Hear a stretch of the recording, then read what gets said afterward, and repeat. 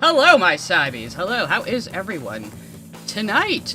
Oh, what is this artwork here? This is from my official biographer, Neo Kaiser, who has predicted this.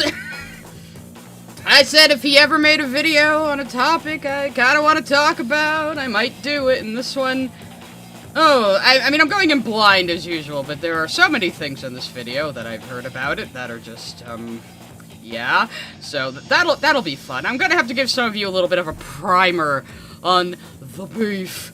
Oh, this is one of Kaiser's comics based on, the shared love he and I have for, Hellsing Ultimate Abridged. At I_talk_stuff sent a super chat. Commissioned art of my hath or design aura attacks. Mama. There we go. Right into the stream. We have my NPC fucking trigger set off. But yes. You can spend taxes to make me do that or other things. Anyway, so we'll probably get right into it. If you're not used to my Friday streams, as we may have some guests here tonight. Hello, Gabagoons.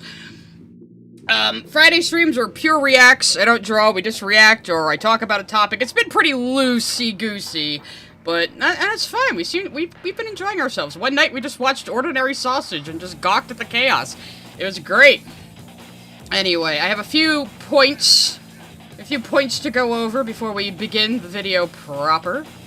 But, Anthony released a video on Cyberpunk asking if cops rule the future in Cyberpunk, and then he doesn't end on that conclusion at all. So, I'm gonna assume that's clickbait, so I clickbaited too.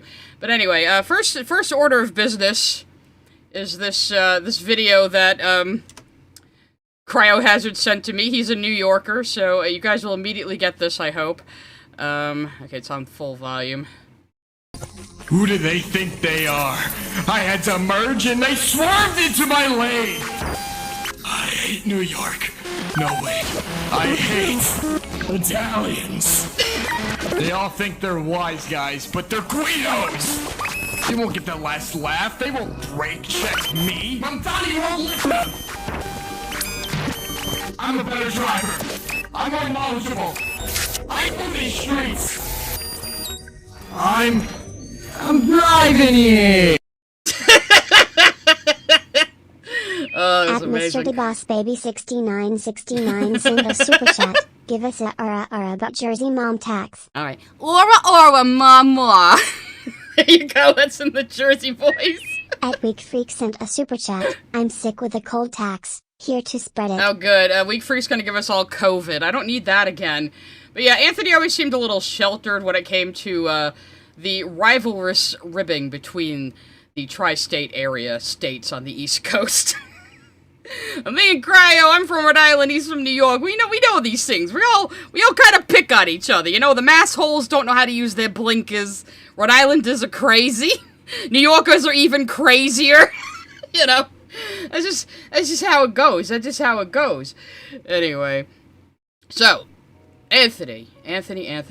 So what happened with Anthony? Well, what happened with Anthony is a few months back. What was it? November. He posted on Twitter that he's no longer associating with me, and I was like, okay, whatever. You know, it's fine. He didn't say anything to me directly. For a guy who says people should, you know, bring up things in private first, he didn't do that, interestingly enough. In fact, he was sending me pictures of his baby just days before. And then, he made an even bigger cancel post about me to his over 100,000k YouTube channel, lamenting that he tried to educate me. He just tried to educate me, guys, and he couldn't. Oh! And he claimed that I took advantage of him somehow, or... I don't even know what the fuck he was trying to refer to. That was a little horse shit. So, yeah, I kind of stayed mum about it for a while until him and Crimson Ender did this cunty little stream about me. And they seem to think I'm not gonna say anything back. I guess I was just supposed to be the nice, quiet woman. We're gonna see a little bit of that later. But even after all that, I still had a pretty high estimation of Anthony's intelligence. Until the Honeycut Videos stream. So there's this guy named Honeycut Videos, and he does a bunch of videos, like, kind of arguing on the side of George Lucas against prequel haters, and I'm still a prequel hater, but I think his videos are very well done and very well researched. Unfortunately for him, he said Jessie Gender was factually wrong about something.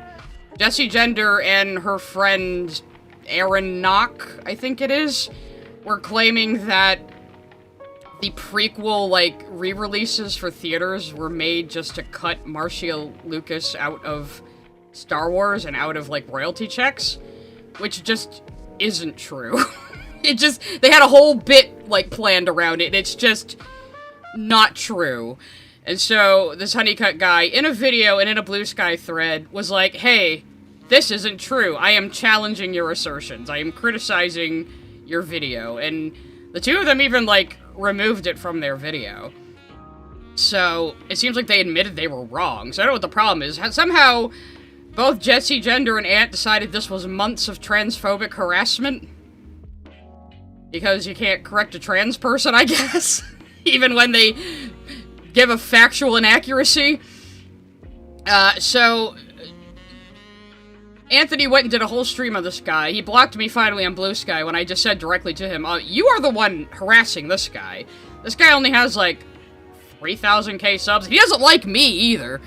He doesn't like me. He's like, oh, Anthony associated with this problematic person. Look, she has Otis moment on her merch. And I'm like, whatever, dude. Whatever, dude. I still think his videos were well done, though.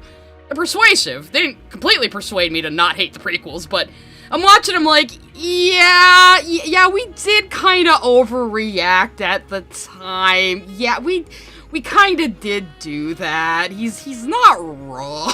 You know? He's not wrong.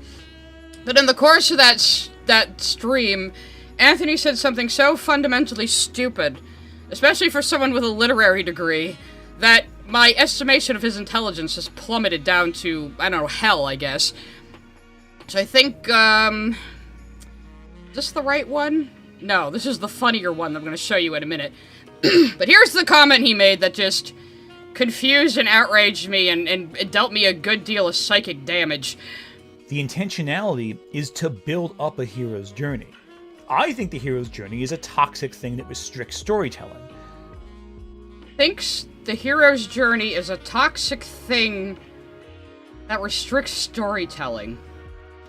You know, Lewis Black had this old joke about how you might hear somebody say a completely incomprehensible phrase in your day-to-day life, and when you go to ask them what the hell did they mean by that, they're already gone. And the phrase he had used was, if it weren't for my horse, I wouldn't have spent that year in college. And he's like, and you just keep thinking about it. It just keeps driving you crazier and crazier. If it weren't for my horse, until boom, you have an aneurysm. That's kind of how I feel about this comment. What does any of that mean? What? How is it toxic? What? Anthony, if you're watching, and I know you are, and you're going to be seething about being criticized, because you always do, but what the fuck did you mean by that? That is as confusing to me as Pink King saying Alistair should be more like Omni-Man. Like, that isn't even coherent. What the hero's journey is, if you don't know, is a formula by Joseph Campbell that distills how humans typically tell stories throughout history, throughout cultures, and the shared elements that they have, because he was an expert in comparative mythology. So obviously that would be his wheelhouse. It is not a how to write instruction. It is more uncovering the similarities between stories that humans tell all over the world and what that says about our shared experiences and human nature. It's not like you have to follow the hero's journey. It says you will probably inevitably fall into the hero's journey without even realizing it, because that's just how we gravitate toward telling stories and structuring stories and delivering narratives. Because the purpose of stories are usually to entertain, to teach a lesson, to express an idea, you know, so, I mean, they're not realistic, generally. Yeah, it's a framework. It isn't prescriptive, it's descriptive, is how I tend to put it. And hey, yo, Billy Donuts! Billy Donuts is here, guy, my favorite chat cryptid. He hands you donuts, he's the best. Do we need mods over oh, it'll go away. The bot will go away, don't worry about it. I don't think I have Twitch mods, no. Hero's Journey is BS, though. Joseph Campbell believed in a metaphysical conscious that connected every human and relied on misrepresenting stories to fit the hero's journey. I mean, fair. It sounds like he had a very Jungian concept about it, but I don't think it's a bad observation. I think it's just expressing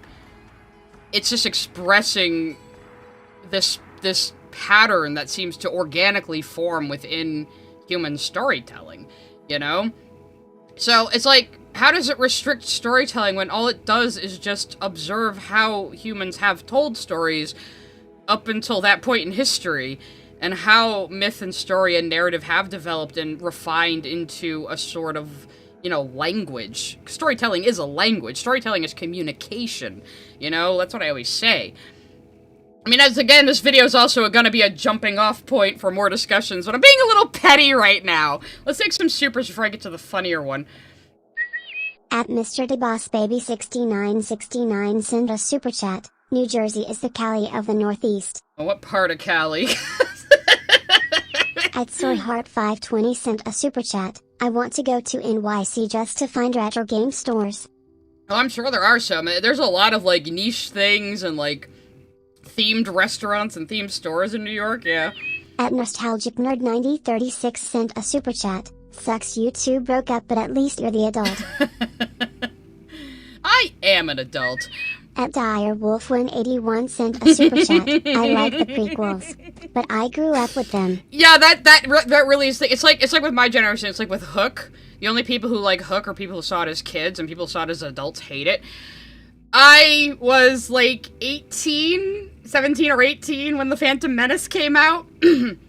I had grown up with the original trilogy on VHS. We got the, you know, the re-releases in theaters with the added bullshit. So we were all hyped for more Star Wars, and it was just so disappointing. But like I said, the more I watch Honeycutt's video and the footage of, like, the old, like, Lucas spurging, I was like, yeah, we probably did go a little too far. Yeah, he's not wrong. At Hespianata5011 sent a super chat. Back from vacation and I got to hold an alligator. It was awesome. A baby. His scales were so much softer than I was expecting them to be. I actually got to hold an alligator several years ago at a convention. I was so happy. At ActionFan19 sent a super chat. He talking lore Clairville nonsense. At least here, Lorch also hates the hero's journey, I guess for similar incomprehensible, misconceived reasons. At DireWolf181 sent a super chat. It's a key part of story struct. Hard to avoid it? I mean, you could deliberately try to avoid it if you wanted to, but you kind of have to know the rules before you break them. It's like when people, like, try to avoid tropes, and it's usually to the detriment of their own storytelling. Tropes are not inherently a bad thing. It's just if you use them effectively or not. At Belonic111 sent a super chat. I'm still so baffled. I know. I'll never understand why Pink King thinks Alistair should be like Omni-Man, and I'll never understand why the fuck Tony Gabagool thinks fucking the hero's journey is toxic. Like, the restrict storytelling, I can at least kind of see where the fuck he's trying to come from there, but toxic? What does that even mean? At Plasmamu sent a super chat. This is why I didn't watch any of his videos. The hell is that supposed to mean? Oh, and sorry, then you're the supposed chat. to watch Oh. this video, and there's I meant no to reset answer. the chat and I turned off the whole At frame. Haddenbarg7907 sent a super chat. I missed the start of the stream. What happened? Oh, nothing. I'm just going over the beef with Anthony before we make fun of his video that I wanted to make fun of. At Super Easy Walker sent a super chat. Sends the Phil Collins curse to Ant. He's gonna hear it, like, in the background everywhere he goes. He's gonna hear a snippet of Phil Collins in the background. I wanna know. At Silver Star Strike sent a super chat. Hero's journey is like a trope. Wait, that's bad for them. Like I said, it's more like a formula. It's more like a description than anything. At Mr. DeBossBaby6969 sent a super chat. Pierre15 or Die grew up with Smokey and the Bandit. All we got were 6 bad sequels, but of different ways they're bad. Spoiler, part 3 is the best of the SATB. I'll take your word for it. I'll take your word for it. So yeah, also during the course of this stream, oh, we got one more about the Star Warses. At NostalgicNerd9036 sent a super chat. Fun fact, Jake Floyd and his mom confirmed he wasn't harassed by the fans, it was the media.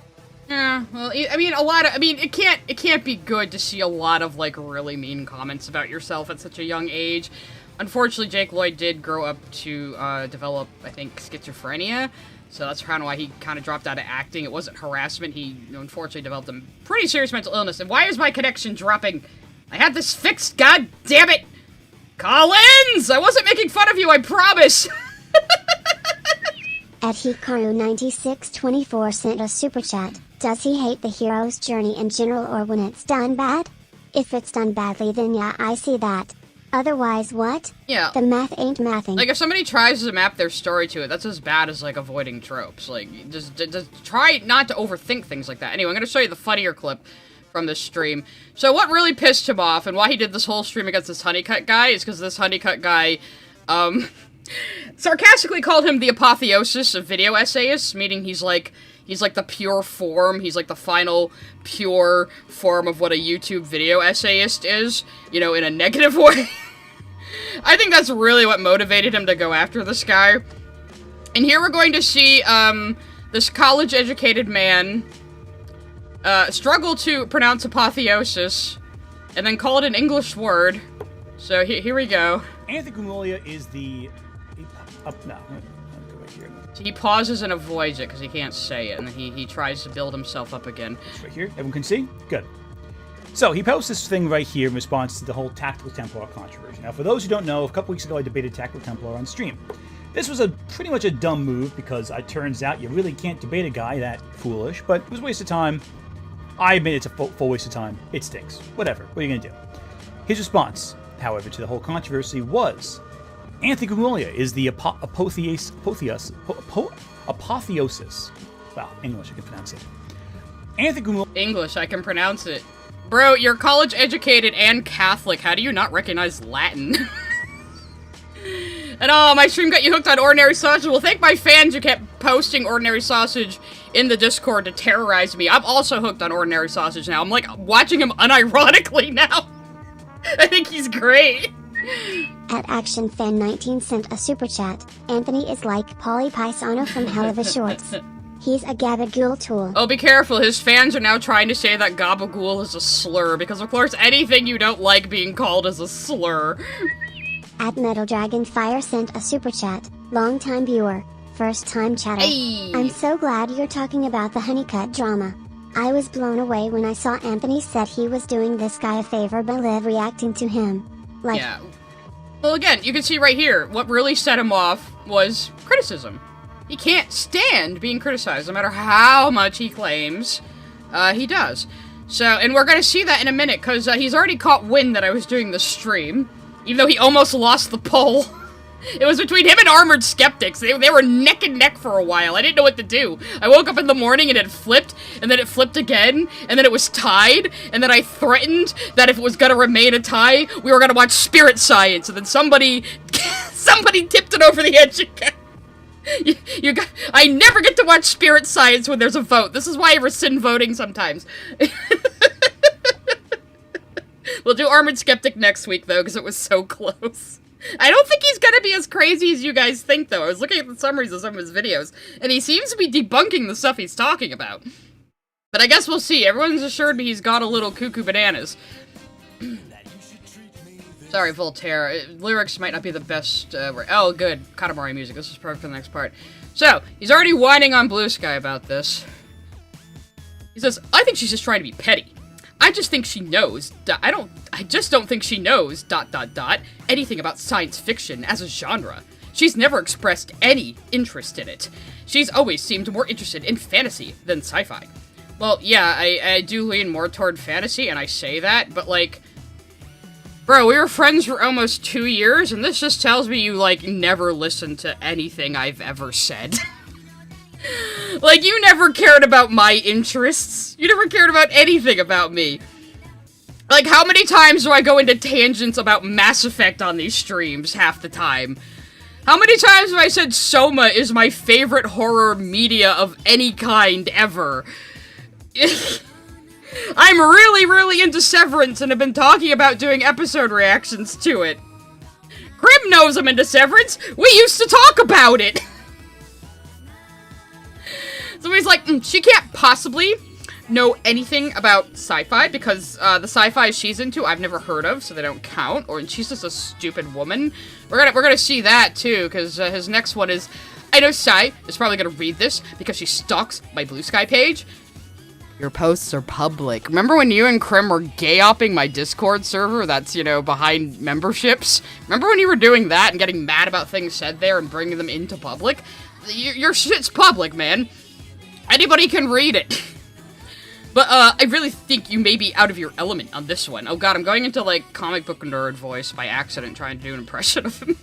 Just... Yeah, No Man's Sky? How the like, me always bragging that No Man's Sky is the one game I can brag about being, like, a big dick high-level player in? You know? Yeah, I've never expressed any interest in sci-fi, ever. Even Steven Universe? It may be a very soft and malleable sci-fi, but it is a sci-fi. You know, it's the whole, sufficiently advanced technology is indistinguishable from magic thing, you know? But I do like Star Wars over Star Trek. So he's more of a Trekkie sci-fi guy, I'm more of a sci-fantasy kind of guy.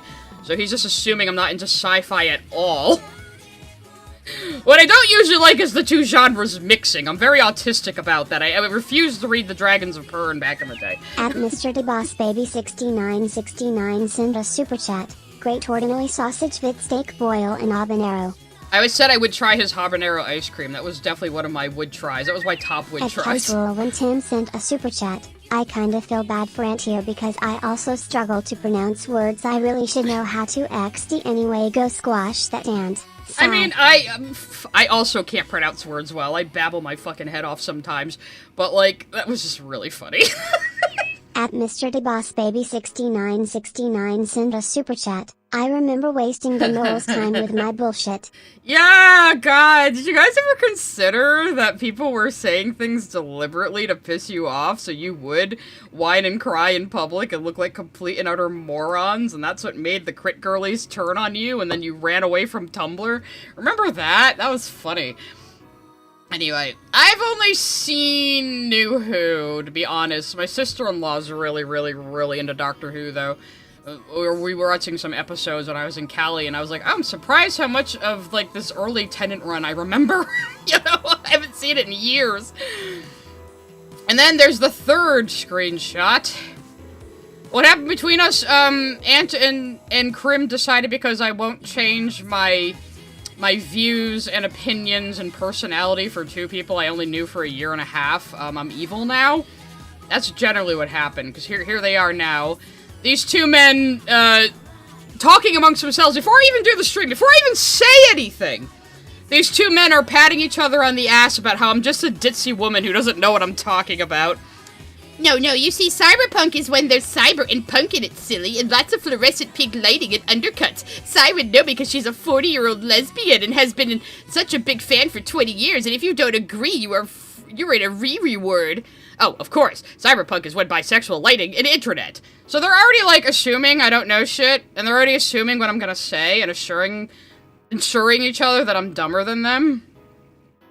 You know what makes me know that I am smarter than you, Anthony? You actually thought Jazzy Oliver could sue me for calling her a Z-list voice actor. So his friend Jazzy Oliver, who just lost her object show job for, defending a groomer and working with him, was threatening me a little while ago because she was still bitching about this one discussion we had in, like, Ant's livestream once. It didn't matter. Or I said, yes, Tash Dragon Age Veilguard is shitty, politically driven writing.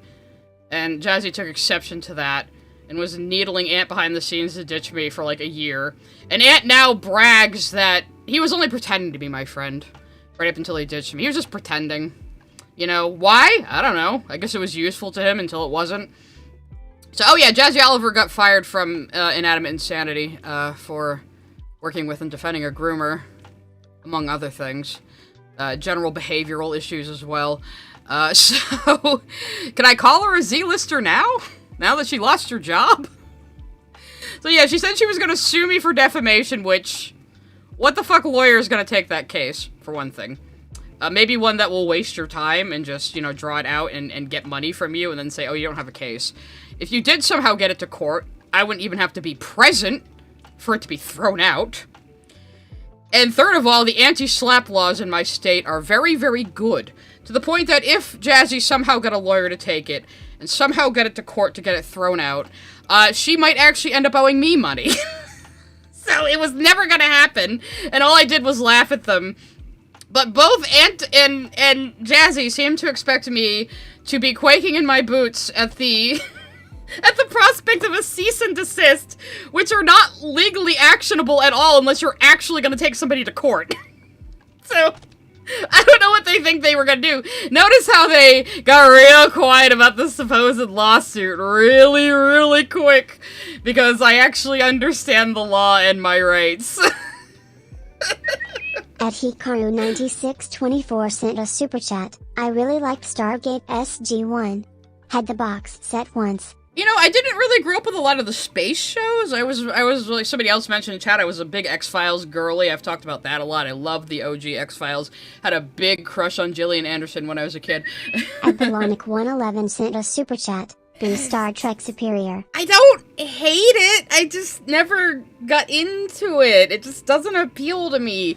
Which I know is weird because I really like Mass Effect. But Mass Effect is a little bit more like KOTOR, and you know, which is based on Star Wars, which is sci fantasy, and you know how it is. At Nostalgic Nerd 9036 sent a super chat. This might be more entertaining than reacting to Lily. Also, Star Trek was amazing well after Voyager. I'm only familiar with Voyager through Sci-Fi Debris reviews. I can already see Aunt saying, those don't count because reasons. He's also been trying to convince himself that I've been losing subscribers when I'm almost up to 25k there, buddy. At Direwolf181 sent a super chat. The tones of these is a massive yikes and geez. Yeah, not looking good. Oh, wait till you see the other thing that Crimothy said about me earlier. Actually, I should go find that one. Hang on, you guys can enjoy this art again while I go digging through things. And Crimothy had his own little comments earlier. That might be worth talking about before we get into it. I think this also had to do with me doing the stream today. I found it. Here's Crim saying, you know, for a lesbian, Cy Scribbles is sure obsessed with men. Ah, that's cool. You're just going mask off with your homophobia now, little bro. That's awesome.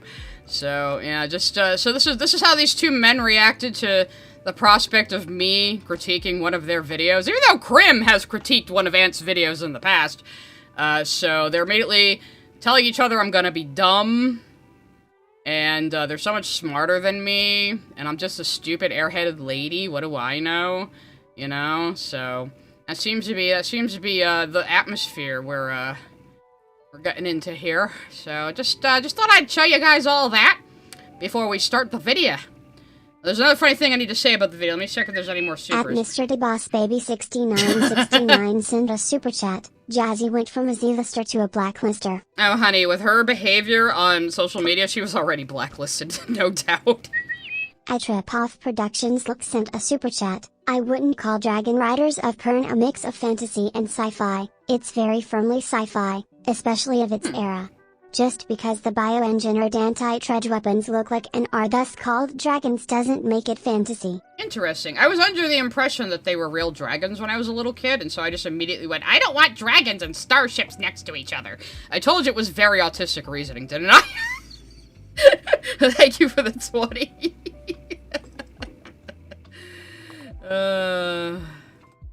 Grim literally posted an image on his community tab page calling Sai a slut the day Ant threw her under the bus. Oh, that's cool. I think I must have missed that. At Direwolf181 sent a super chat. You Crim you.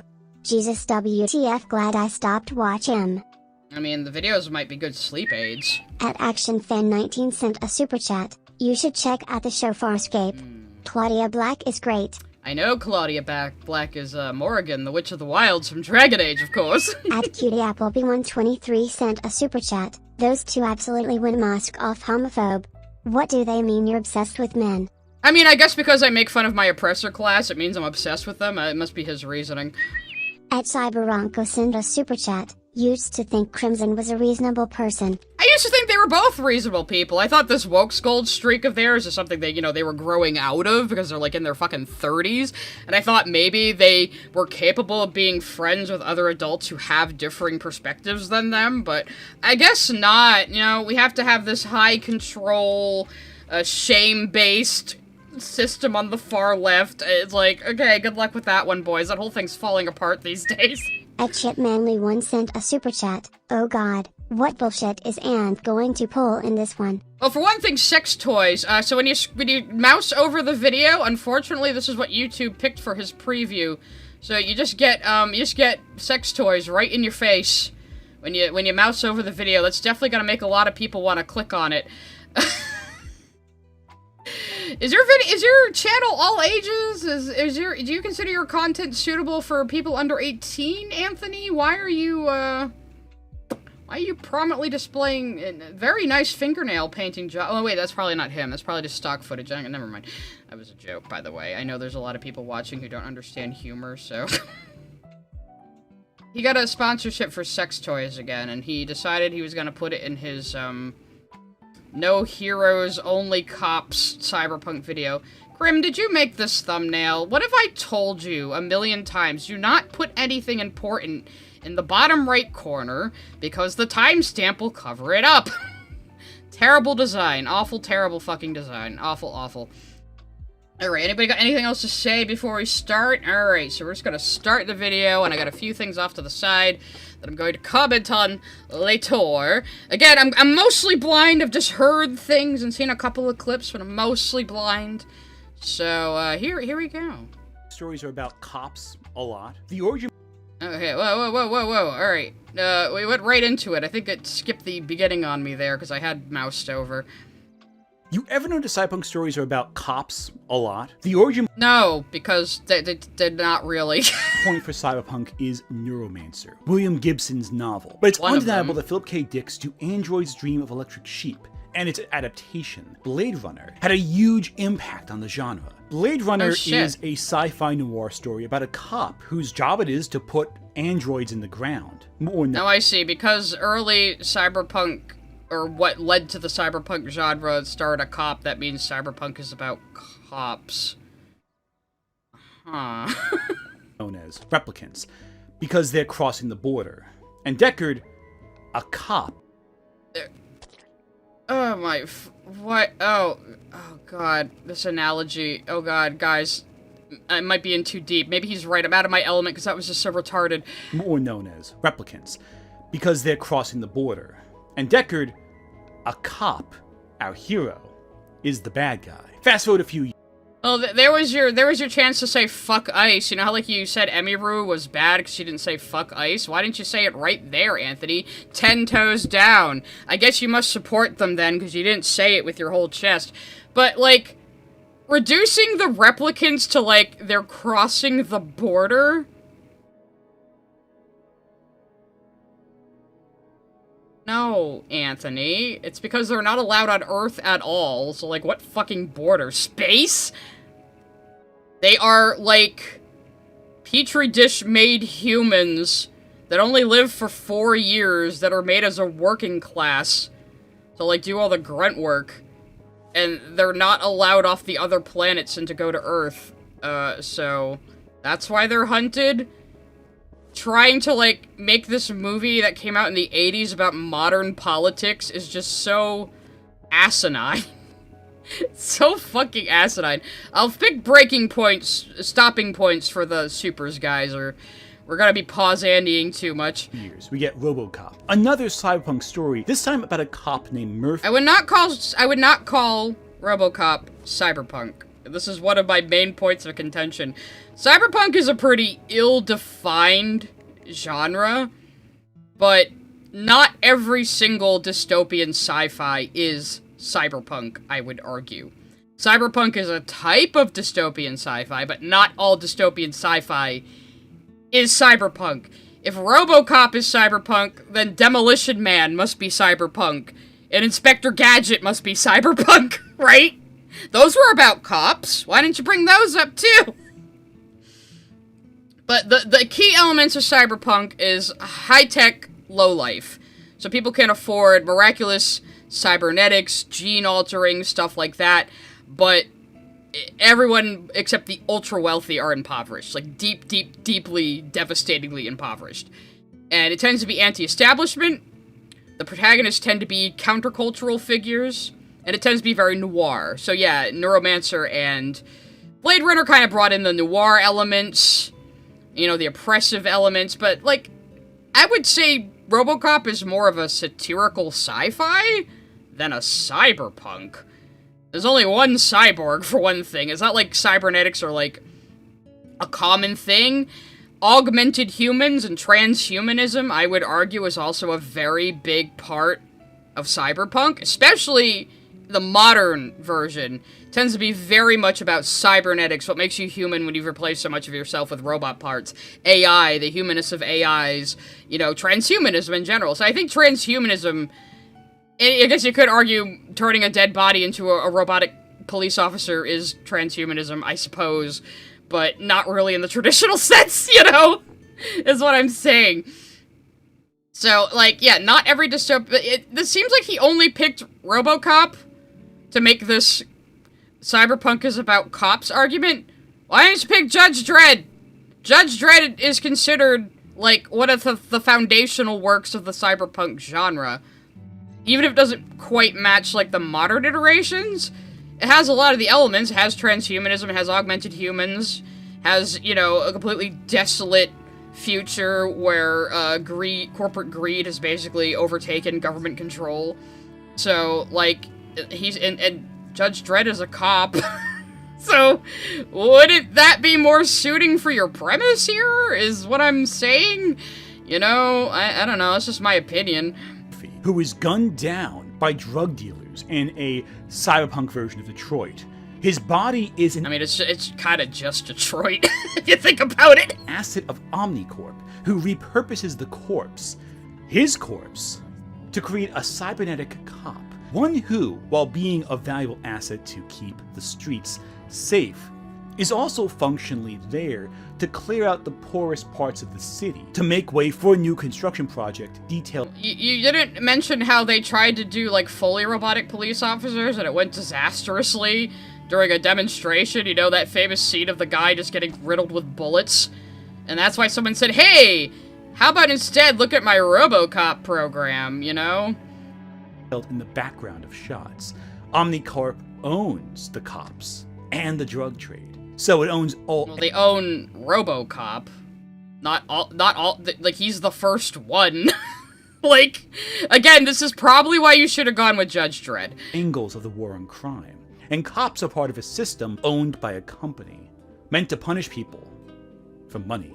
And Murphy, out... Meant to punish people for money. I mean, it's not like, I don't think it's like corporations control every... Well, no, kind of is, because I haven't rewatched any of these movies in a long time.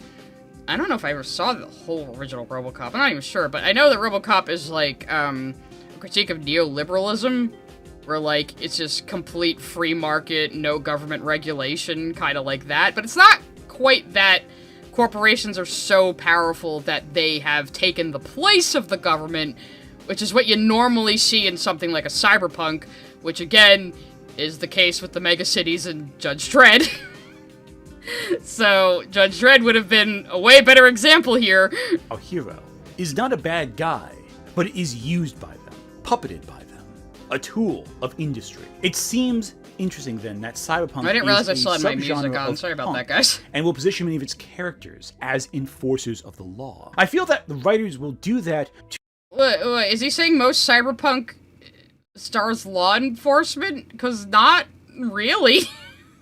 Interesting, then, that Cyberpunk is a subgenre of punk, and will position many of its characters... It's not a subgenre of punk. It's a subgenre of sci-fi. Maybe I should just have the music on, because this music's quiet anyway.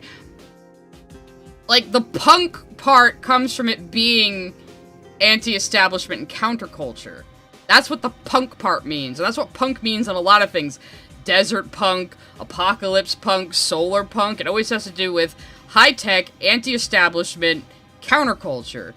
So, it's not a subgenre of punk. What do you mean a subgenre of punk? The music genre? The movie genre? Because punk on its own isn't really a movie genre. X-punk is, you know? So, like, that doesn't make any sense. As enforcers of the law. I feel that the writers will do that to instill a sense of cynicism about systems of control. The replicants are essentially good no shit. It's... no shit.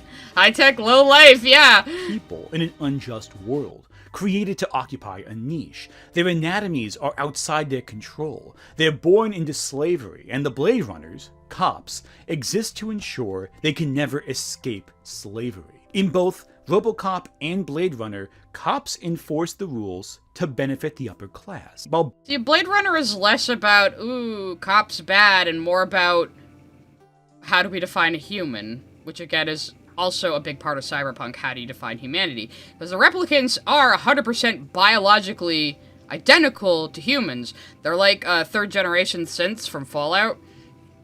So they are humans. They've just been created with a short lifespan and are enslaved. So the point is less cops bad because they shoot slaves.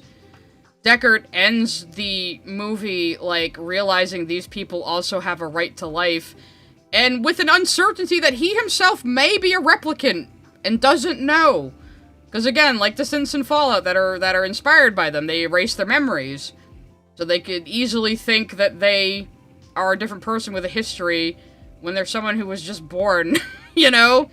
So the movie is less about cops bad and more about what makes someone human and have a human right to life.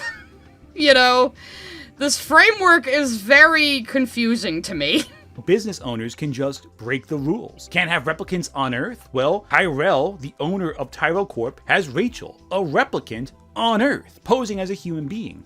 Hell, she doesn't even know she's a replicant. The cops fighting the drug Yeah, she doesn't know she's a replicant, which leads to the question, is Deckard a replicant, you know? dealers? Well, now a company owns the cops and the drug trade, meaning they're creating a conflict they could stop at any moment, but it's more profitable not to. And what makes it interesting is that Just jump back to RoboCop, what?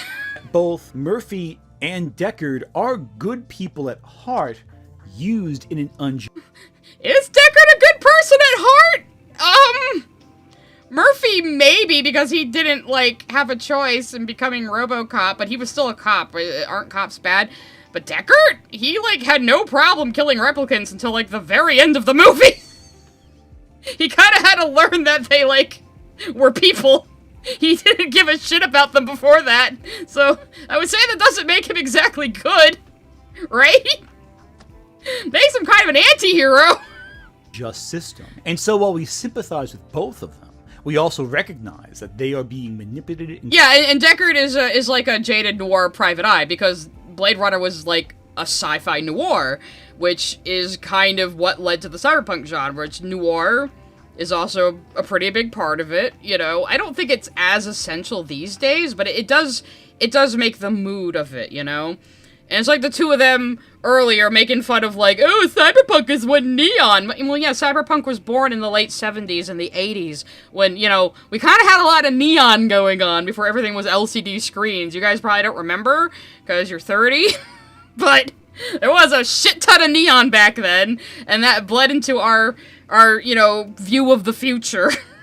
Controlled by systems of order. Deckard and Murphy don't deliberately enforce company interests. Deckard started as a Blade Runner to do a job, one that he clearly hates doing in the film. The book, different story, but in the film he clearly hates it. But he just does it because he's... Does he hate it? I mean, I think he hates getting dragged back into it, but he didn't really ever give a shit about the replicants. I mean, I have not rewatched these movies. I don't think he did either, though. So, we're on the same level here. Pressured into doing it. Murphy came to the Detroit Police Department, however, with a dream and an ambition. Be the hero who protects the innocent. He emulates cowboys and hero cops he saw on television. He's a... Well, yeah, and then in the end, he's still getting praise for, like, mowing down tons of people, so how is it different? Western gunslinger at the beginning of the movie. And Omnicorp takes this dream, hollows it out, takes out its soul, and turns it into a product. The whole movie RoboCop is about Murphy finding his soul again in the machine, doing the right thing, despite company interests. Of course, this is nothing new. The police were created originally to benefit systems of order and control that managed society. The first police force, for example, was founded during the double... There we go, he's James Summerting it. He really did, like, just come in, he just slid in to fill the niche James Summerton left, didn't he? Like, oh, now I'm gonna go on a cursory lecture about why the police were formed, because I didn't actually want to talk about pop culture or storytelling. I wanted to talk about these political issues, but I'm so much of a midwit, I can only do it around the topic of movies. That's what this is. Dublin Police Act in 1786, which was founded to regulate the population under new colonial rule. It was deployed... Yes, please, anybody jump in if you have more knowledge about these movies than I did. Again, I didn't really rewatch or watch any of these for this stream. I'm just going by what I know and remember from, like, fucking 20 years ago. A midwit is someone of, like, mid-level intelligence who thinks they're really, really smart. Multiple times during multiple protests against the British Crown to maintain order. The Crown's order. Oh, I wouldn't call that our police force. That was, like, the Redcoats. I mean, wasn't our police force largely created as slave catchers? I mean, I thought that's where you were going with this, and that's why I was rolling my eyes, but... Anyway, later police organizations were founded to make sure people didn't leave work too often, or to ensure slaves did not escape their masters. Okay, well, I think that the Pinkerton shit came after the slave shit, so you're kind of in this weird chronological order here. And this is all true, by the way. In effect, they were designed to keep the populace in... Not that late, we're about 4 minutes into the video. Not bad for me, and I went over a little bit of, a primer for you guys at the beginning. Check. They were always... Yeah, this is James Summerton. I read Wikipedia. He's like, I think even in one of his Blue Sky posts, he was like, well, RoboCop is called a cyberpunk on Wikipedia, but it doesn't mean we can't, like, debate the parameters of the genre. I mean, like... Yeah, I mean, we can't, like, just talk about these things. I can't critique your takes and just say, hey, I think your opinion is wrong, here's mine, you know, like, people should be able to do, like you say you want to do, but you can never fucking stand. Designed to serve the rich. And that's not even getting the Pinkertons, by the way. Some stories center the cops and justice systems as a business, a corporation. Bounty hunting is a thing you can do in Cyberpunk 2077. Find some criminals, get some cash for doing it. You can do bounty hunting right now in the real world, you know, that's like a thing, right? Industry. Justice becomes business. And the cops support this industry, the industries, to make sure that the elite keep things running. Sure, the story... Yes, when they become more powerful than governments in these worlds, yes, the cops will work for the corporations. But it's not like the cops are a government organization who is just, like, you know, being biased toward the rich. No, it's that wealthy corporations literally control entire regions and have more power than the federal government, and they have their own police forces. You know, that tends to be what it is in Cyberpunk. It is written as a condemnation of cops and justice, no matter what route you play, be it a street samurai, a wandering outsider, or a corporate head. But no matter what you do, you can work with the police to maintain their form of order. Well, yes, but again, in Night City in Cyberpunk, it is literally the exact situation I just said. The corporations there have more power than the federal government. So the police are not part of the government. They directly work for corporations, and they each have their own, like, forces. You know? It's that bleak in the Cyberpunk universe. And I'm talking this game, I'm talking the anime, I'm talking the tabletop, you know. So, I haven't even played Cyberpunk 2077 yet, but I have read up a lot about the world around it, especially after watching Edgerunners. And I am gonna play it eventually, because being a netrunner sounds fun. I didn't play it when it came out, because I was kind of disappointed that it was in first person, because, like, I have character customization if we're gonna be in first person the entire fucking time anyway. I don't get it. But I was watching my friend play one night, and he, like, was basically, like, hacking from, like, a building across the street and just, like, going in and, like, and blowing up the mine chips of every guy in the building across the street. And I was like, oh my god, that's so fucking cool. So, yeah, that's my plan when I play it. I'm gonna be a sneaky-ass netrunner. The game mechanics reward you for doing so. I gotta warn you. Well, they reward you for 2 whole quests. I'm told it's 2 whole side quests. 2 whole fucking side quests. He's like, the game rewards you. You know what that sounds like? That sounds like Anita Sarkeesian claiming that Hitman rewards you for, like, killing dancing girls or something, when that just wasn't even fucking true. I gotta warn you, this video is about to get very heavy, so how about an ounce of levity before we... Oh, good. It looks like we're gonna go into the dildo ad, which I'm gonna have a lot of things to say about, so let's get some supas first. At Balonic111 sent a super chat. Gabaga bega bega bega bega oh. Thank you, Mylonic, thank you. Very, very well stated.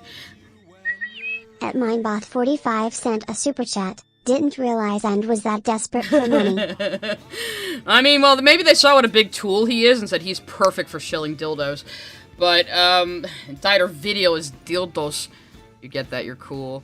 And someone is telling me you can also ignore the police missions in 2077, so acting like this is some big part of the fucking game. Please don't let this man touch Disco Elysium. You know, people have really wanted me to play that one. Maybe it'll just have to be next. I haven't done a gaming stream in a bit, so...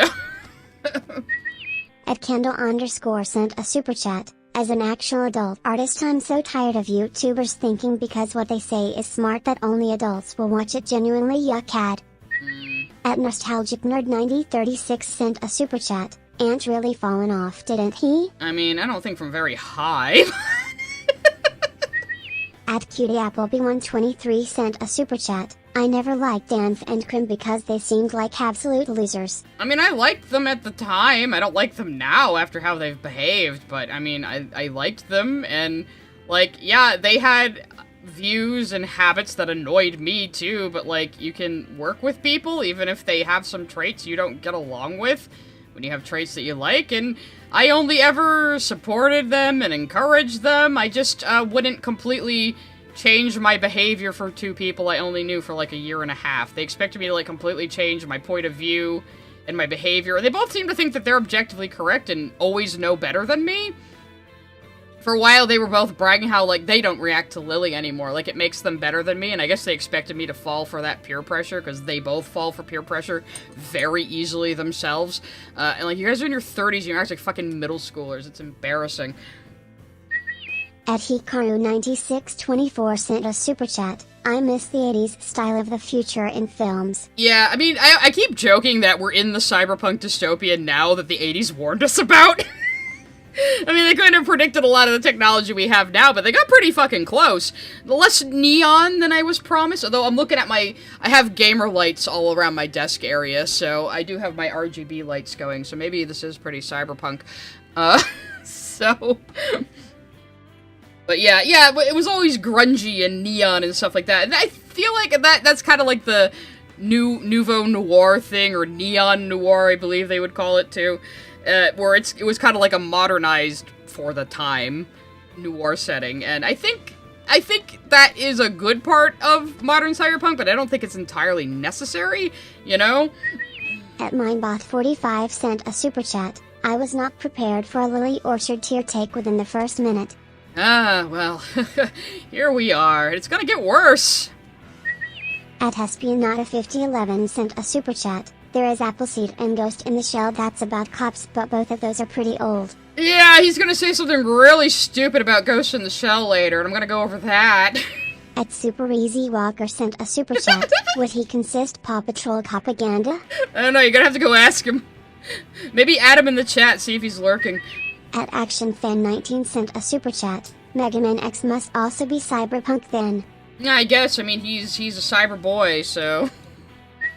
At Mr. DeBossBaby6969 sent a super chat. RoboCop is a pretty good ad for the Ford Taurus. We had product placement even back then, but see, I never noticed car product placement, because a car is a car to me. A car is a car is a car. I don't know the fucking difference.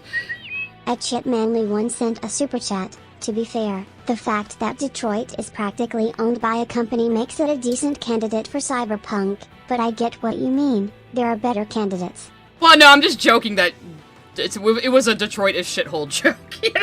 It's like, it's just Detroit. But no, I mean, yeah, the problems, the fall of Detroit in real life, I think, has been a very big inspiration for these kinds of stories as well, because it's just that in real life, it's bleak as fuck. At Plasmamu sent a super chat. In RoboCop, the cops don't even know that they're owned by the company. It's one of those read the fine print scenarios. Ah, thank you, Cryo. I knew you'd come through for me, Cryo. You know this shit. At DireWolf181 sent a super chat. Was his voice always this annoying? He wasn't Biff? Unfortunately, yes. He seems to have that kindergarten teacher cadence that a lot of wokies have, you know, like we were talking about with the Canadians we were making fun of on Wednesday, with like that kindergarten teacher voice where you're slightly condescending to the person you're talking to, you know, that sort of thing. At Mr. DeBossBaby6969 sent a super chat. Just a reminder, Ant is also a rich white man owning a house in New Jersey. Cops are protecting your yuppie ass Anthony. Yeah, he lives in a pretty, not the wealthiest part of New Jersey, but not a bad part of New Jersey, and it's definitely one of the more ritzy parts of New Jersey. I'm just throwing it out there. Tapas Productions Look sent a super chat. Is his argument seriously law enforcement enforces the law, and the law is written by the man, and thus bad? So far, he's trying to say that Cyberpunk focuses on cops, and he used RoboCop, which isn't really a Cyberpunk, when he could have used Judge fucking Dredd, one of the, like, foundational works that led to the genre, but, yeah. At Soreheart520 sent a super chat. I have issue with first-person view too. I get headache with all the shaking. I just don't like it. I just personally don't like first person. I find it very disorienting, I guess. I like to be able to see my character. And again, if you're gonna have all this cool character customization, I want to look at my character! At Hadenbarg7907 sent a super chat. One topic often is sponsored by Balesa, but I'm not sure if his channel is only for adults. I don't know what the fuck this place is that we're about to be subjected to, At but... Jessel sent a super chat. Johnny Silverhand, V. Our time shall come and I will remind you of all your enemies. It'll be great, V. Can we get Johnny Silverhand waiting for Yandere Simulator to be finished again? That was a good saga we had going in the super chats. At Dino Nuggy 22 sent a super chat. Bro, I'm listening in the car. Why does Andy sound like Leo Convoy lol? Autism? I'm autistic too, I can say it! Alright, anyway, that was, enough storing. I'm storing this in my brain right now. We're gonna be subjected to a terrible, like, 2-minute ad about sex toys, so, close your eyes if you're under 18, I guess. I mean, we're not gonna see anything explicit, but I'm gonna have some things to say about it. We dive into the network of high-tech and low living under the boot of industry and law enforcement. Like, a word from today's sponsor, Balesa. That's right, because there's nothing more Oh, it is Balesa, it's the same one. than augmenting your day-to-day life with some specialty toys. I admit, I don't really know Now, why didn't you show off the toys yourself, Anthony? Come on! how to transition between these topics other than to show some very racy image panels from the... I mean, you could have said the stuff about Kusanagi later. You could have put the ad there, I suppose. Ghost in the Shell manga that YouTube will not allow me to do, but... Yeah, we're gonna talk about that later, because you say something really stupid. No, let's keep going from there, you know? Look, the world's a nightmare. There's a ton of Yeah, bro couldn't even get Adam and Eve, man. stress out there. So there's nothing wrong with taking time to make yourself feel good. Or you and someone special to you. And look, there are a lot of organizations that sponsor YouTube. Or you and your enemy, or you... you and a stranger you just out met. there, right? They have these faceless organizations. Well, Balesa, it's a woman-owned company that values your personal privacy. That's right. They Woman-owned all of them value your personal... The first thing any of these sites tell you is that they have discreet packaging. Come on now. You've never gone dildo shopping online? Well, I guess look at you. Maybe not. But... I don't even know what that's supposed to mean. I'm getting... Oh god, I had one of these THC drinks. I'm getting giggly now. But like, oh, it's a woman-owned company. Okay, but they're selling the same bullshit I can buy anywhere. Like, they have all the same things I've seen a million places. What makes them any different? They mail their products right to your door in discreet packaging. Now, it's Balesa's official policy to replace any dog-destroyed toys with some puppy pictures. So if you have any animals that get inside your special secret spaces, you can always replace them with... Who thought it was a good idea to talk about dogs anywhere near the discussion of sex toys? What freaks think this is a relatable incident? Like, where the fuck are you keeping your toys that your dog can even get them? Like, who thought this was relatable, and who thought it was a good idea to put dildos and dogs in the same sentence? And it gets even worse for even worse reasons. The animals that get inside your special secret spaces, you can all those photos look fucking staged too. Always replace them with. So wait, if it like runs out of like if it like dies on me, can I just like tear it up and stick my dog next to it in a picture and say, hey, send me a new one? This seems like it's easily very easily taken advantage of. Beautiful photos of your puppy. Also, it's important to note that the LGBTQIA section of the website is extremely important. They have a So, right after we put dogs and sex toys right next to each other, we're gonna talk about the LGBT community. I don't know about the optics on that one, bud. I don't know about the optics on that one. Why are you bringing up dogs in your sex toy talk right before you mention the gay community? What did he mean by this?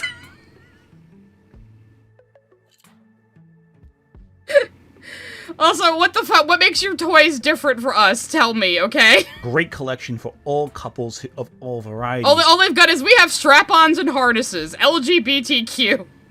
Because obviously no straight men like to get pegged. It's curated to any type of body type, any identity, every type of desire you may have within your... Because your identity would determine what sex toys fit with your nethers,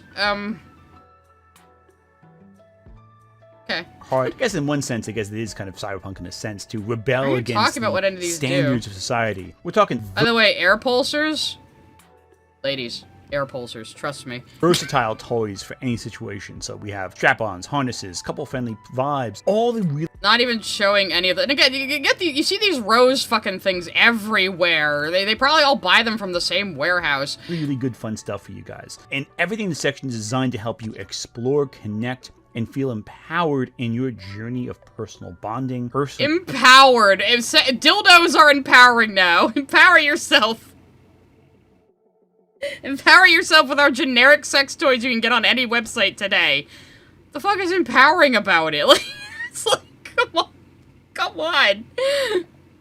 Mutual. He's also having a contest where he's giving away some sex toys that are unpackaged. That's, yeah. Satisfaction. If you use the link in my description below, you can get either a free gift card or a free toy. You sign up, you get something neat. What's the hate about that? Just click on the link below in the description box. And now for something a little heavier. Heavier than having to listen to Anthony Gabagool talk about dildos. At CutieAppleby123 sent a super chat. Can't wait for Ant to scream cry throw up over this stream. Thing is, he does anything himself in a video or on a stream, he must know I'm just gonna react to it. So, come at me, bitch. At DireWolf181 sent a super chat. This is so awkward. Backward, not even sexy. It's so awkward. I think the idea of doing a really unsexy dildo ad, if you had a sex toy ad, would be kind of funny, though. You know? Like, just be very clinical about it or something. The unsexiest dildo ad ever. Hey, sponsor me, Blessa, that's what I'll do. At NostalgicNerd9036 sent a super chat. Yeah, he's that desperate. I mean, I'm not gonna, like, dog at anybody for getting sponsors. I mean, get that bag. I did purchase one of his sponsors, and encourage other people to as well. It was this bar shampoo and conditioner company, because I prefer bar shampoo and conditioner. It's hard to get it around here anymore since the fucking place I bought it at closed. So I was using that for a while. I think I have some of the conditioner still. Reactor's reaction of yeah, I mean, Friday streams are anything goes, honestly. Wednesday streams can either be an art stream or a react, and Friday streams are just what the fuck ever. Tapas Productions sent a super chat. Best case scenario, the sponsor required he talk about the dog chewing replacement policy and the LGBT as marketing, not realizing how bad it looks. Oh yeah, whether it was him or their marketing team, it's just like, what the fuck are you doing? Why are you bringing dogs into talk of sex toys and then talking about gay people right after? What are you doing? Did Doug Walker do an Adam and Eve ad? Well, it can't be any more awkward than that just was. Many cyberpunk stories are about rebels, criminal groups rejecting authority. But what about... You just said it's about cops. You just started this video saying it's about cops. And now you're getting it right. What the... Again, I don't think I think he forgets his own premise by the end of the video. I think the dildos distracted him. Many cyberpunk stories are about rebels, criminal groups rejecting authority. But what about cyberpunk as seen through the eyes of a different culture? What about cyberpunk not made by Americans, Canadians, or British people, but made by the Japanese? Well, for one... the two races, Canadians, Americans, and British people, and the Japanese. Like... I don't know. I don't know why he's making this like a West versus East type thing now. Like, again, this is the problem with his videos. They tend to be all over the place. Like Lily, he sometimes forgets his own premise by the end. Or he's got like 3 different topics going on that he could have made individual videos. And it's just like, it's so confusing. Neuromancer, the big book that inspired Cyberpunk, wasn't translated into Japanese until... What are these weird zoom-ins? Like, you're zooming in over, like, the top of your head. What is with that? Did you get a new editor recently? Much later. At least not after Japanese cyberpunk started forming as a culture. Akira was cyberpunk before cyberpunk. When Otomo began... Well, yes, I would say so. There isn't... I mean, it's noir. It's, high-tech low-life, but there isn't as much, like, into cybernetic alteration or transhumanism in Akira, especially, I would say. I would say it did inspire and kind of fits into the cyberpunk genre, but I wouldn't call it cyberpunk the same way Ghost in the Shell or Blade Runner is cyberpunk. Although, Akira did get directly compared to Blade Runner a lot back in the day, even though their plots aren't really similar at all. But the atmosphere kind of is, you know? Serializing it in 1982 in the bi-weekly Young magazine. Now, I have seen the Akira film, I've seen the original old shitty dub, and I have read the entire manga a couple of times, so this one I know a bit more about. You would not come across William Gibson's seminal 1984 book Neuromancer until 1985, when it was translated into Japanese. Instead, Otomo cites the novels by Seishi Yokomizo and their preoccupation with new breeds of humans mutating to adapt to volatile conditions, personified in Japan's mistrusted rebel youth and rioting students of the 60s. Born in 1954, Otomo sought to evoke the volatile period he knew well in the future world of Akira. I wanted to revive a Japan like the one I grew up in after the Second World War, with a government in difficulty, a world being rebuilt, external political pressures, an uncertain future, and a gang of kids left to fend for themselves, who cheat. Now this is more about the manga, though. The film only covers about half of the manga, and has some very significant differences. Akira is a beautiful film, one of the most impressive animated films ever made, but if you feel like the plot is a little lackluster, you're not wrong. Because it is. The adaptation really left out a lot of things, and the explosion that destroys Neo Tokyo a second time is the midway point in the manga. There is so much more happening after that. So you have to remember, he is talking about the manga and not the movie in this article that Anthony has this person reading. Boredom by racing motorbikes. He also pays tribute to his childhood. Is that Krim? I don't even know. Yeah, it is. And Mars Girl? Really?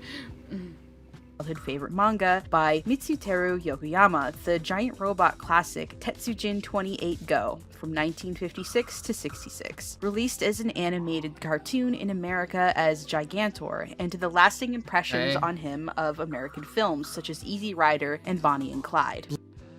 I'm wondering what that has to do with it. Yeah, I didn't recognize his voice at first, and I was sitting there like, oh wait, oh, that's Krim. Guys, I did say I had a bit of a THC drink that has made me a little giggly and silly right now, okay? Blade Runner, RoboCop, and Tron all had Japanese releases, sure, but the biggest... Tron? Gonna try to say Tron is cyberpunk? I wouldn't really say so. Influence aesthetically on Japanese cyberpunk were other works of Japanese sci-fi or the comic art of the French artist Mobius. Mobius, it should be stated, also had an influence on Blade Runner's aesthetic, so both cyberpunk movements did draw from that same well. Now, a lot of Western sci-fi was influenced by the same works, as mentioned before, but the punk movement in the West is significantly different. The United States has had several controversies. I know, shocking, especially in the 70s and 60s. And Again, what are these zoom-ins? What is this editing? the West is significantly different. The United States has had several controversies. I know, shocking, especially in the 70s like it zoomed in and then it jumped to the side a little bit. What was that? and 60s. And if we're being honest, a lot of these controversies happened in communities that were overly policed, with increasingly absurd levels of violence committed against civilians. As a result, two things started to happen. Cops were treated as increasingly the adversaries, with corrupt cops appearing As if cops haven't generally been treated like adversaries forever. Because people are always going to, you know, butt heads with authority and the law. That's always going to happen. It's just human nature. everywhere in cinema, from The Godfather to the Dirty Harry series. Yeah, even Dirty Harry, but that kind of romanticized Dirty Cops a little bit. There's a push and a pull in American cinema and storytelling about the cops being either good guys or bad guys with a badge. They're still trying to make this about cops. Why didn't you, like, just talk about, like, cop movies instead of this confusing premise where you're trying to argue that Cyberpunk is pro-cop? You know, I don't think that's where you even end up in your conclusion. I think you kind of just forget about this after a while. However, cinematically, all that's an offshoot from the noir cinema, where morally gray and Wait, who did the editing? What If Universe? Okay, I thought it was Crim for a second, but Crim was the thumbnail, right? investigators were a dime a dozen. This trend, combined with modern cynicism, I'm sorry, What If Universe, if I'm insulting your editing, but I'm questioning a few of your choices. I'm sorry. regarding law enforcement, helped feed into films like Chinatown. In regards to the punk movement, though, it got a little more extreme. Punks were pretty... Again, this is just, I wanted to talk about politics, but I don't know how to do that if I'm not also talking about pop culture.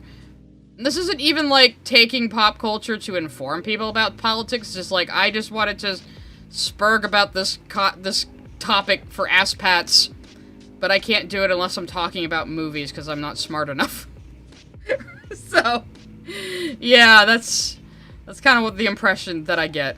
pretty much always anti-establishment, but all these events with the cops definitely helped motivate them more. And it didn't help that a lot of these punk groups contained a lot of LGBTQIA people, who were especially used to being overly policed at nightclubs and bars. Okay, so we have to pour everything political on top of the gay community once again. Like, the gay community can't just be its own movement anymore. We have to carry the weight of every other single political thing the far left cares about for some fucking reason. The most famous of which, of course, was the Stonewall Inn. Point is, American punks didn't care for cops. He's gonna bring that back around later with the stupidest thing he says in this video. I get to foreshadow it so much, you guys. That much in the 70s.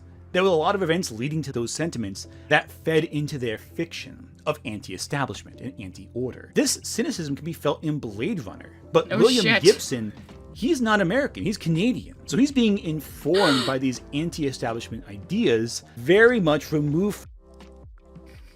Because there's absolutely no reason Canadians would be anti-establishment. Do you think they have some kind of socialist utopia up there or something? I mean, I guess you'd get that impression from that new Democratic Party meeting that's been going viral, but, like, why are you acting like these ideas would be foreign to Canadians? Like, I'll make fun of Canada all day long, but what? Oh, you know, they're just up there with their maple syrup and their igloos and their hockey, and they have absolutely no problems. They don't know what anti-establishmentism is, unless they're told it by an American. Yeah, what did Crim think about that? Oh, Crim, you Canadians just had to be taught what anti-establishment was by Americans, who are the ones with the real problems and the real revolutions. I think Canada deserves to come burn down the White House again for that one.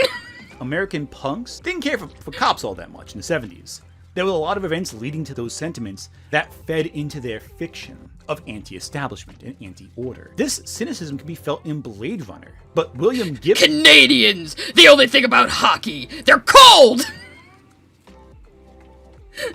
I fucking love the Kane memes, man. Keep them coming. He's not American, he's Canadian. So he's being informed by these anti-establishment ideas, very much removed from it. And don't get me wrong, Blade Runner, Ridley Scott, he's not American either, he's British. You know? But with all these cultural... British and Canadian people knowing similar things and having similar experiences to Americans? No. It's almost like we all came from England or something. Trends, we're getting echoes of it as interpreted by other cultures. American punk and Canadian punk are very different, and yet William Gibson's Canadian sensibilities helped inform him. That, through the lens of the punk movement from America, fed into Neuromancer, which fed into... Canadian punk, like... Maple Leaf punk? I don't... What are you talking about? Didn't, like, the punk movement start in fucking Britain? Like, didn't it kind of start there in the 70s? Like, I'm pretty sure. He's saying, like, he's acting like punk was, like, a uniquely American thing, and then these other countries picked it up. Which I don't think is true. I'm pretty sure it started in Britain. Our understanding of cyberpunk. And don't get me wrong, Gibson didn't even know about, like, freaking computers back then. He made all that crap up. That's important to note. In fact, I mentioned Ridley Scott being British. The other element... When was Neuromancer written? Neuromancer. 1984. You think he didn't know about computers in 1984? Anthony. Computers existed then. It existed in the 70s too. Like, yeah, commercial home PCs were not a big thing yet in 1984, but plenty of people had Macs and word processors and stuff. Like, you're acting like this is like H.G. Wells or something. Like you couldn't possibly know what a computer is in the mid-80s.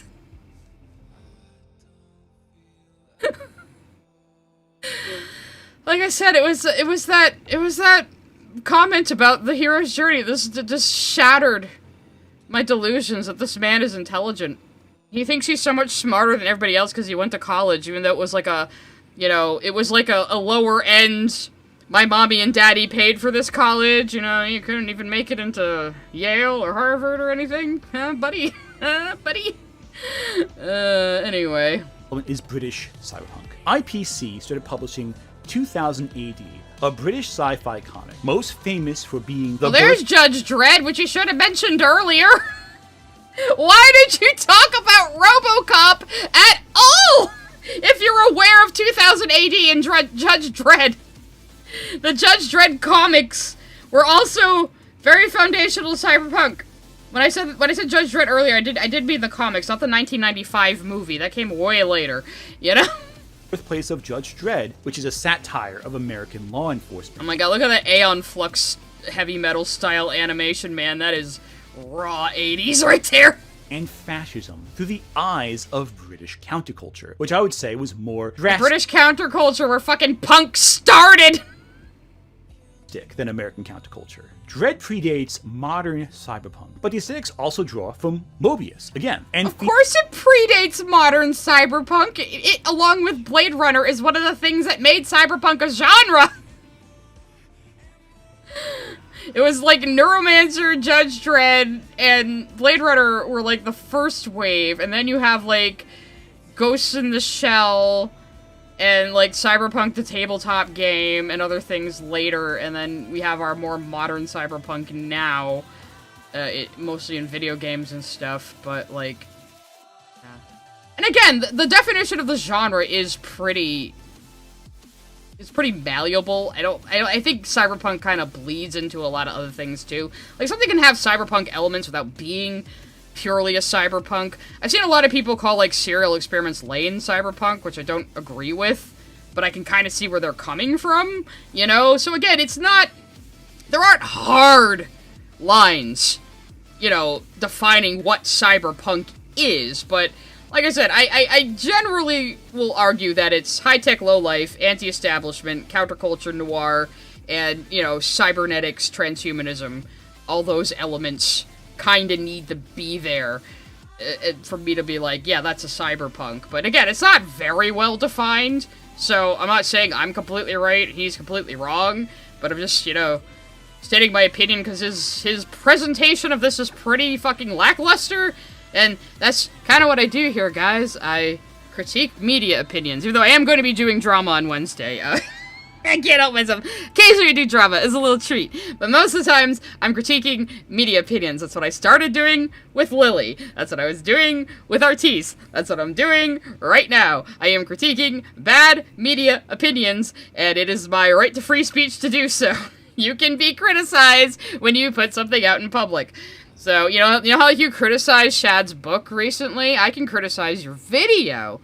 Yes, we're doing Wednesday drama as a treat, because it's going to be like an audio-only thing, and I figured art stream is fine for that. Feed into the core ideas of sci-fi at that time, especially punk sci-fi. But Japanese cyberpunk is not Judge Dredd. It's not Neuromancer. It's something entirely different, and yet it's not really that different, though. It follows many of the same conventions. Obviously, there's cultural differences, but it follows very similar conventions. Entirely familiar all at once. Despite forming separately, it almost had like a convergent evolution of sorts. Despite coming from a different place and location, and drawing from a different punk movement with different anti-establishment ideas, did Japan really have a big punk movement? You know? I'm not sure. Oh, I'm dipping. Oh no! Phil Collins got me! Hang on, the internet's freaking out on me. We were so good last time. We had such good luck last time. I don't know why this is happening again. Unless it is a RAM issue. Now, let me check something. Be a RAM issue. I got 20 gigabytes left on the fucking C drive. Alright, it seems to be recovering. Core of cyberpunk remains, but I'm gonna call Gyaru punk. No, not necessarily. Gyaru is more like they were emulating, like, being Cali Valley girls. And they were emulating hip-hop. How did the police function in that storyline? And how did we get such a similar cyberpunk movement? How did two movements have such similar endpoints, yet such... You just said it yourself. They have similar influences. Stuff like Blade Runner and Tron were released in Japan. They took influence from, like, they both took influence from Mobius.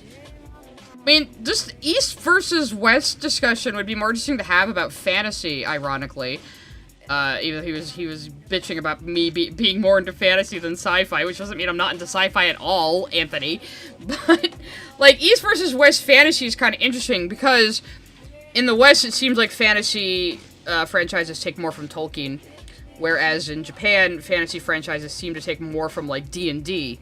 And stuff like that. And D&D, of course, was based on Tolkien as well, but I would argue that D&D really shaped the modern conception of fantasy, you know? That's just my observation about that. Maybe I should make a video. Such different starting points. The first... Kidding, I don't do scripted content, I'm bad at it. thing to remember is that Japan has a different relationship to technology and the authorities than America or England or Canada do. A lot of Japanese cyberpunk stories don't focus on the companies that run everything, but rather the impact of technology once it has slipped through our sense of control. Well, yes, that's when we get to Ghost in the Shell, which had a big... I didn't mean to pause on a goofy face. Thank you for covering him up with a tomato. Yeah, well, that's where you get Ghost in the Shell becoming very influential. Ghost in the Shell was influenced by things like Blade Runner and Neuromancer and stuff like that. And then Ghost in the Shell, in turn, influenced a lot of Western movies and stuff. Like, The Matrix was very inspired by Ghost in the Shell.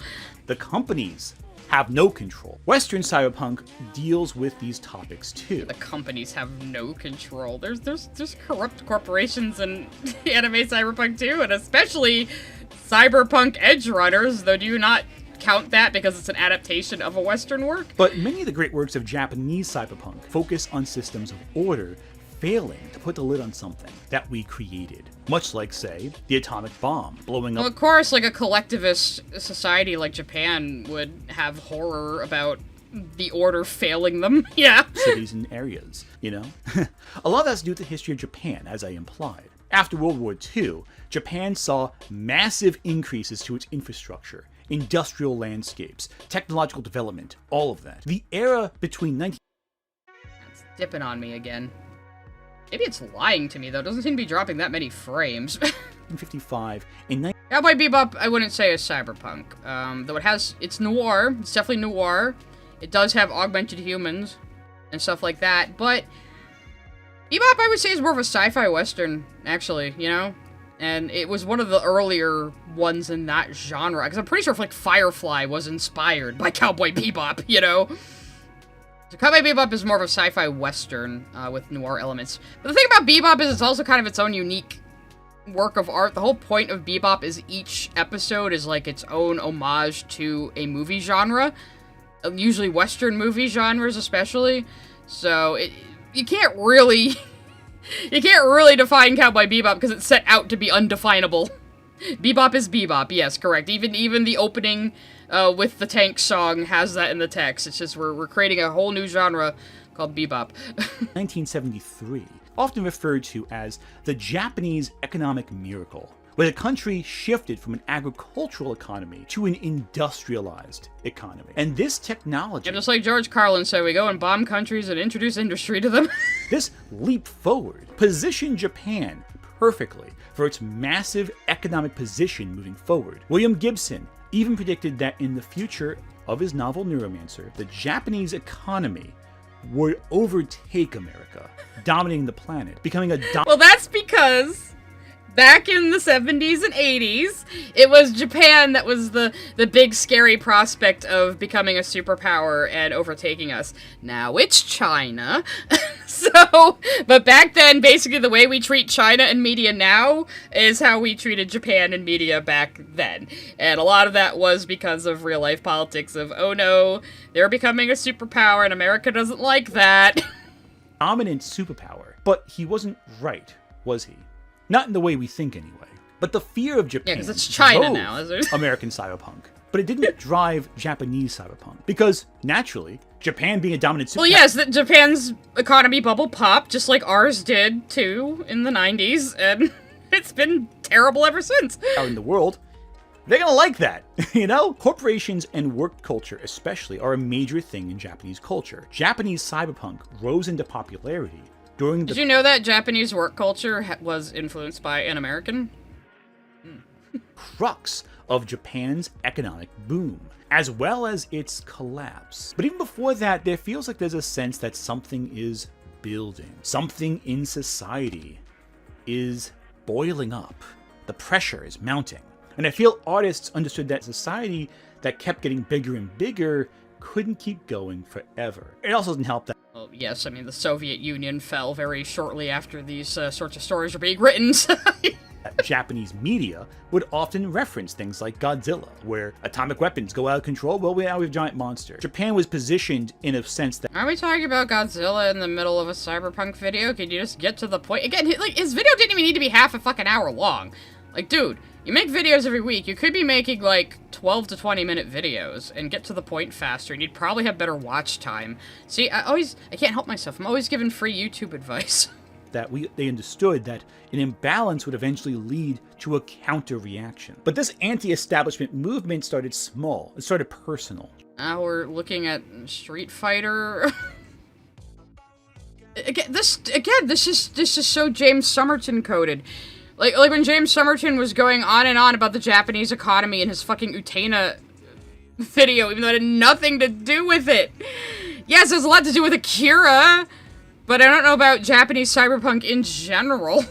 Japanese cyberpunk has its roots in Japanese punk music, that whole scene. Soko Ishii's... Yeah, but it wasn't a very big scene in Japan. It just wasn't. Films like Panic High School and Crazy Thunder Road from 1978 and 1980. This movie looks amazing.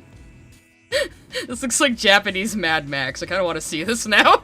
Focus on teenagers that reject the oppressive systems of order that force people to enter the corporatized workforce as a useful cog in someone else's machine. Crazy Thunder... Again, a collectivist country would have, like, horror and, about this, and concerns about this. Road especially focused on a biker gang. And it's no coincidence that a few years later, the most iconic 80s cyberpunk film, Akira, also centered on a group... Yeah, you know why it's not a coincidence? Because there was a lot of problems with youth criminality and biker gangs in the 80s in Japan. That was a huge, huge, huge issue. That's what inspired it. Because, you know, there was the war. city, the country rebuilt. The traumatized parents who went through World War II could not impart in their children how horrible things really were, because they can't conceive of that. And then the youth got a little out of control during the economic boom, and that is what inspired Akira. Group of teenage biker gangs that reject the Japanese status quo and are thus the only ones that can actually hold society together in some form. They stand up. Well, I mean, they're all scumbags. I mean, Kaneda and his team, they're not good people. They're not good people at all. They're not supposed to be. Like, our lead characters are the leader of a bike gang and a domestic terrorist, stopping the bike gang leader's other friend from becoming a big psychic monster. To put it in the simplest terms. Apart from society as it's destroyed by runaway technology, but they're also there to survive its fall and rebuild after. Well, I mean, it's really not about runaway technology in Akira. Not really. Akira does not have a big theme of technology out of control. Everything happens because they experimented on psychic children. I mean, you can say that's more of a what has science done? That's really what Akira is more like. And it's again, please read the manga. It is so much better explained in the manga. It even explains why Tetsuo becomes a big goopy giant fetus at the end. It's because his psychic ability is outgrowing his body. It needs a bigger vessel because his power is just that fucking massive because they fucked with him so much. And he was an older subject than the little blue wrinkly children that they've been experimenting on for decades. So it's less technology out of control and more what has science done, because Neo Tokyo is a very rich city, clearly, but we're following these orphans who became a biker gang. Who were kind of pouring on the fringes and in the seedier parts of the city. It's like a normal city, though. You have, like, the affluent parts and the normal parts, and you have the seedy underbelly. So it's less the whole world is fucked, and the economy is crashing everywhere, because, again, this is based on the economic boom in Japan that led to higher criminality in youth. So I wouldn't call it a cyberpunk. There isn't really a lot about human augmentation in cybernetics. The whole world isn't desolate. Corporations aren't in control. It's the military that is the antagonist, mostly, in Akira. And their experiments on the psychic kids. So, yeah, I mean, it did influence cyberpunk, but I would not call it itself a cyberpunk. I guess maybe we get to the end where Tetsuo gets he makes his robot arm for himself, but that's, like, the only... and he does that with psychic powers. It's much more about psychic powers and stuff like that, the real desolation in the manga comes when the city is destroyed by them opening up Akira's like preserved brain. And actually Akira himself like kind of resurrects and is following Tetsuo around in the manga for the latter half. So again, please read the manga. It's so fucking good. But in Japan, things eventually fell apart. Class divide is a core theme throughout. Why do we have this random filter now? This random maroon filter, like... Where did you find this, editor? It's like a kid playing with the effects on a camcorder. What is going on? Cyberpunk in general, but especially Japanese cyberpunk. Battle Angel Elite. What was that? What was that, like, racist font? What was that? Hold on a second. Runaway technology, but they're also there to survive its fall and rebuild afterwards. But in Japan, things eventually fell apart. So maybe they were trying to do this as a burned red screen, like a fried screen, because he's saying something important, but it doesn't work. Divide is a core theme throughout cyberpunk in general, but especially... And then he uses, like, this random Asian font to write about the Japanese. Okay, I need a super chat break. At Nostalgic Nerd 9036 sent a super chat. It's I'll stick with Power Rangers SPD less cyberpunkish. What about Kamen Rider? Got a few people in my Discord love Kamen Rider. I've never watched it, but everything I see from it seems insane and awesome. At ActionFan19 sent a super chat. I never watched Akira, but I do know the iconic slide.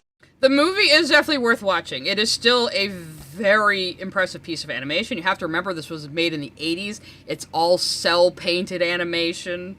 You know, very little effects. It's even very unique for an anime where they match the mouth movements to the Japanese acting. Which, instead of doing lip flaps. So it was one of the most expensive movies made at the time. And it's definitely worth watching. However, I do highly recommend they're selling the manga again, actually. I think it's back in print. Kodansha sells it now, I believe. And I would recommend getting the volumes of that manga. There's how many of them are there? I have them on my shelf. 6 of them. There's 6 volumes, they're huge, and the manga is so fucking good. So if you like the movie, the manga is so fucking good. I cannot express that enough. At Mindbot45 sent a super chat. Speaking of Mars Girl, are we doing the all-channel some movies for charity stream when we figure out a charity and or donation goal? Maybe, or I might just do those on my own. 23 sent a super chat. Am I the only one who thinks he enunciates really poorly? I mean, I'm not one to talk, but kinda sometimes. Yeah, I mean, you have the benefit of, re-recording, man. I don't. I'm always live. All my shit's recorded live and off the cuff, and I don't have a script or anything. At Pyro7693 sent a super chat. I, for one, welcome our Canadian overlords. As long as I bring the real maple syrup and not that shit that was found out to be 50% cane syrup. Oh my god, what a scandal. At Mr. DeBossBaby6969 sent a super chat. Punks also didn't care about being told being a Nazi is bad or consent either, but no one likes to bring those parts up. Of course not, because we romanticize those movements, but they did start in the 70s when people had lots of different ideas about things. I mean, what's considered punk is also kind of broad, you know? Is it an attitude? Is it a lifestyle? Is it a clothing style? Is it a music style? It can be kind of any of these things. At VarishWolf95 sent a super chat. I know us Americans are sheltered, but holy shit. Yeah, the British and the Canadians didn't know about anti-establishment until America told them about it. It's not like we, fought off the Britons. They might have learned a thing or two that time. At Galonic111 sent a super chat. Dude, punk was founded in Britain. That's what I thought. People have been anti-establishment there for hundreds of years. You ever think what Obi Brown in the Spider-Verse is British because punk started there in the 70s?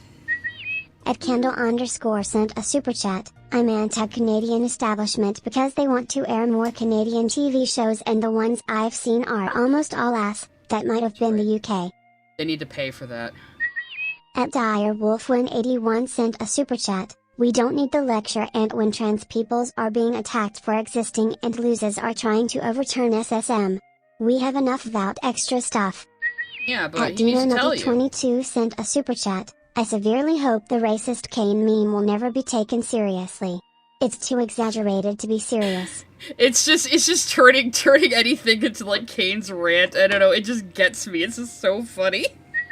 At ActionFan19 sent a super chat. In Stallone voice, I am the law. I am the law! Yes. At Hellkite47 sent a super chat. Did he just say Judge Dredd was inspired by American fascism in Thatcher-era England? Did he? I must have glazed over that, because he's hard to listen to, but that reminds me of when they adapted V for Vendetta into a movie. And they kept it in England, but they tried to make it about the Bush era instead of the Thatcher era, and it was just stupid as fuck. Tripoff Productions sent a super chat. While the post-war recovery and economic boom was huge, Japan becoming industrial was before that with the Manji Restoration, where they rapidly caught up with the West. Oh, true. It's how/why they were able to start their half of World War II. That's right, because even before World War II, they had a lot of advanced technology. In the Meiji era, even, they started to have trains and things. They did have quite a boost after they ended their 200 years of isolation, so they did start to modernize after that.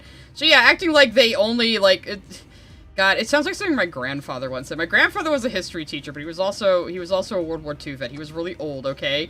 And he would always act like Japan was just a barbaric backwards land until we bombed them. I loved my grandpa. He was a very nice man, but that take was always a bit, okay, Granddad, that's great. That's kind of what it sounds like Ant is saying, like, oh yeah, they didn't get technologically advanced until we blew them up. And then we filled them with Americanism. We gave them our freedom, guys. You know, my grandpa was a World War II vet, though. I think he earned that. At Miss Jasmine 305 sent a super chat. Hi Sai, late plus to me tax. What was his point again? Well, he started out saying Cyberpunk tends to star cops, used RoboCop as an example instead of the more obvious Judge Dredd, only briefly talked about Judge Dredd later, like he's just reading off the Wikipedia page like James Somerton, and I don't even know where he's going with anything right now, because now he's doing an East versus West thing for no real stated reason. He just kind of fell into that, and I think he's gonna forget about his original premise by the end of the video. At least what I've seen from the summary and from what people have told me. At Soyheart520 sent a super chat. Do you think FF7 and FF8 is Cyberpunk adjacent? That's a really good question. Because, again, I said earlier, with the fantasy genre, I feel like Japan took a lot more inspiration from D&D. And Japan tends to be pretty notorious for mixing advanced technology with fantasy. Like, there's always the joke that every fantasy JRPG ends with you on a fucking spaceship, right?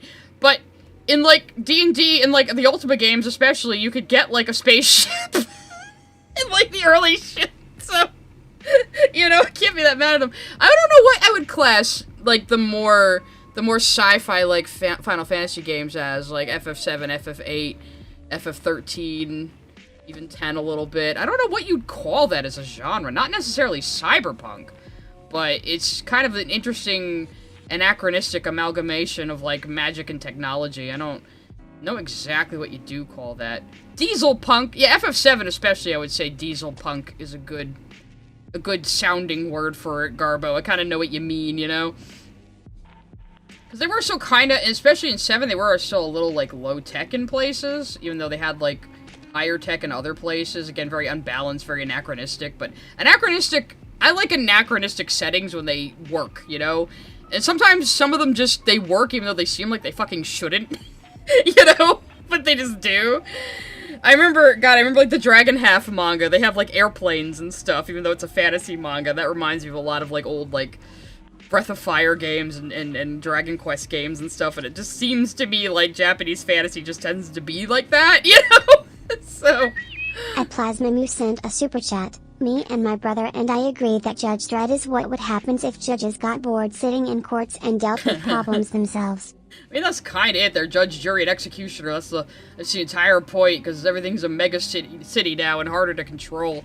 Alright, I think that was the last super finale. Let's keep going. Let's keep going. Japanese Cyberpunk. Battle Angel Alita is a work where the rich exist on a floating island. Oh yeah, actually, I didn't think of Battle Angel Alita, but I would definitely say that is Cyberpunk. But it's obviously very inspired by, like, Western things. Overlooking the dumpster that is other society. They let their broken trash tumble down like rain, piling up in dunes. There's a visual component here, illustrating just where the wealthy rule and where the poor dwell, as well as... Now, a lot of themes in Cyberpunk that I don't think is entirely necessary, but you see it often, is... like, also total ecological devastation of the planet. Like, the planet's just fucked. There's hardly any places that are viable to live that aren't cities. You know? And again, Cyberpunk 2077 / the, tabletop. The tabletop's like Cyberpunk, like, 2013 or something, right? I don't remember. But yeah, it's like the whole planet's fucked. Night City, like, it never rains there. It's in the middle of a desert, you know?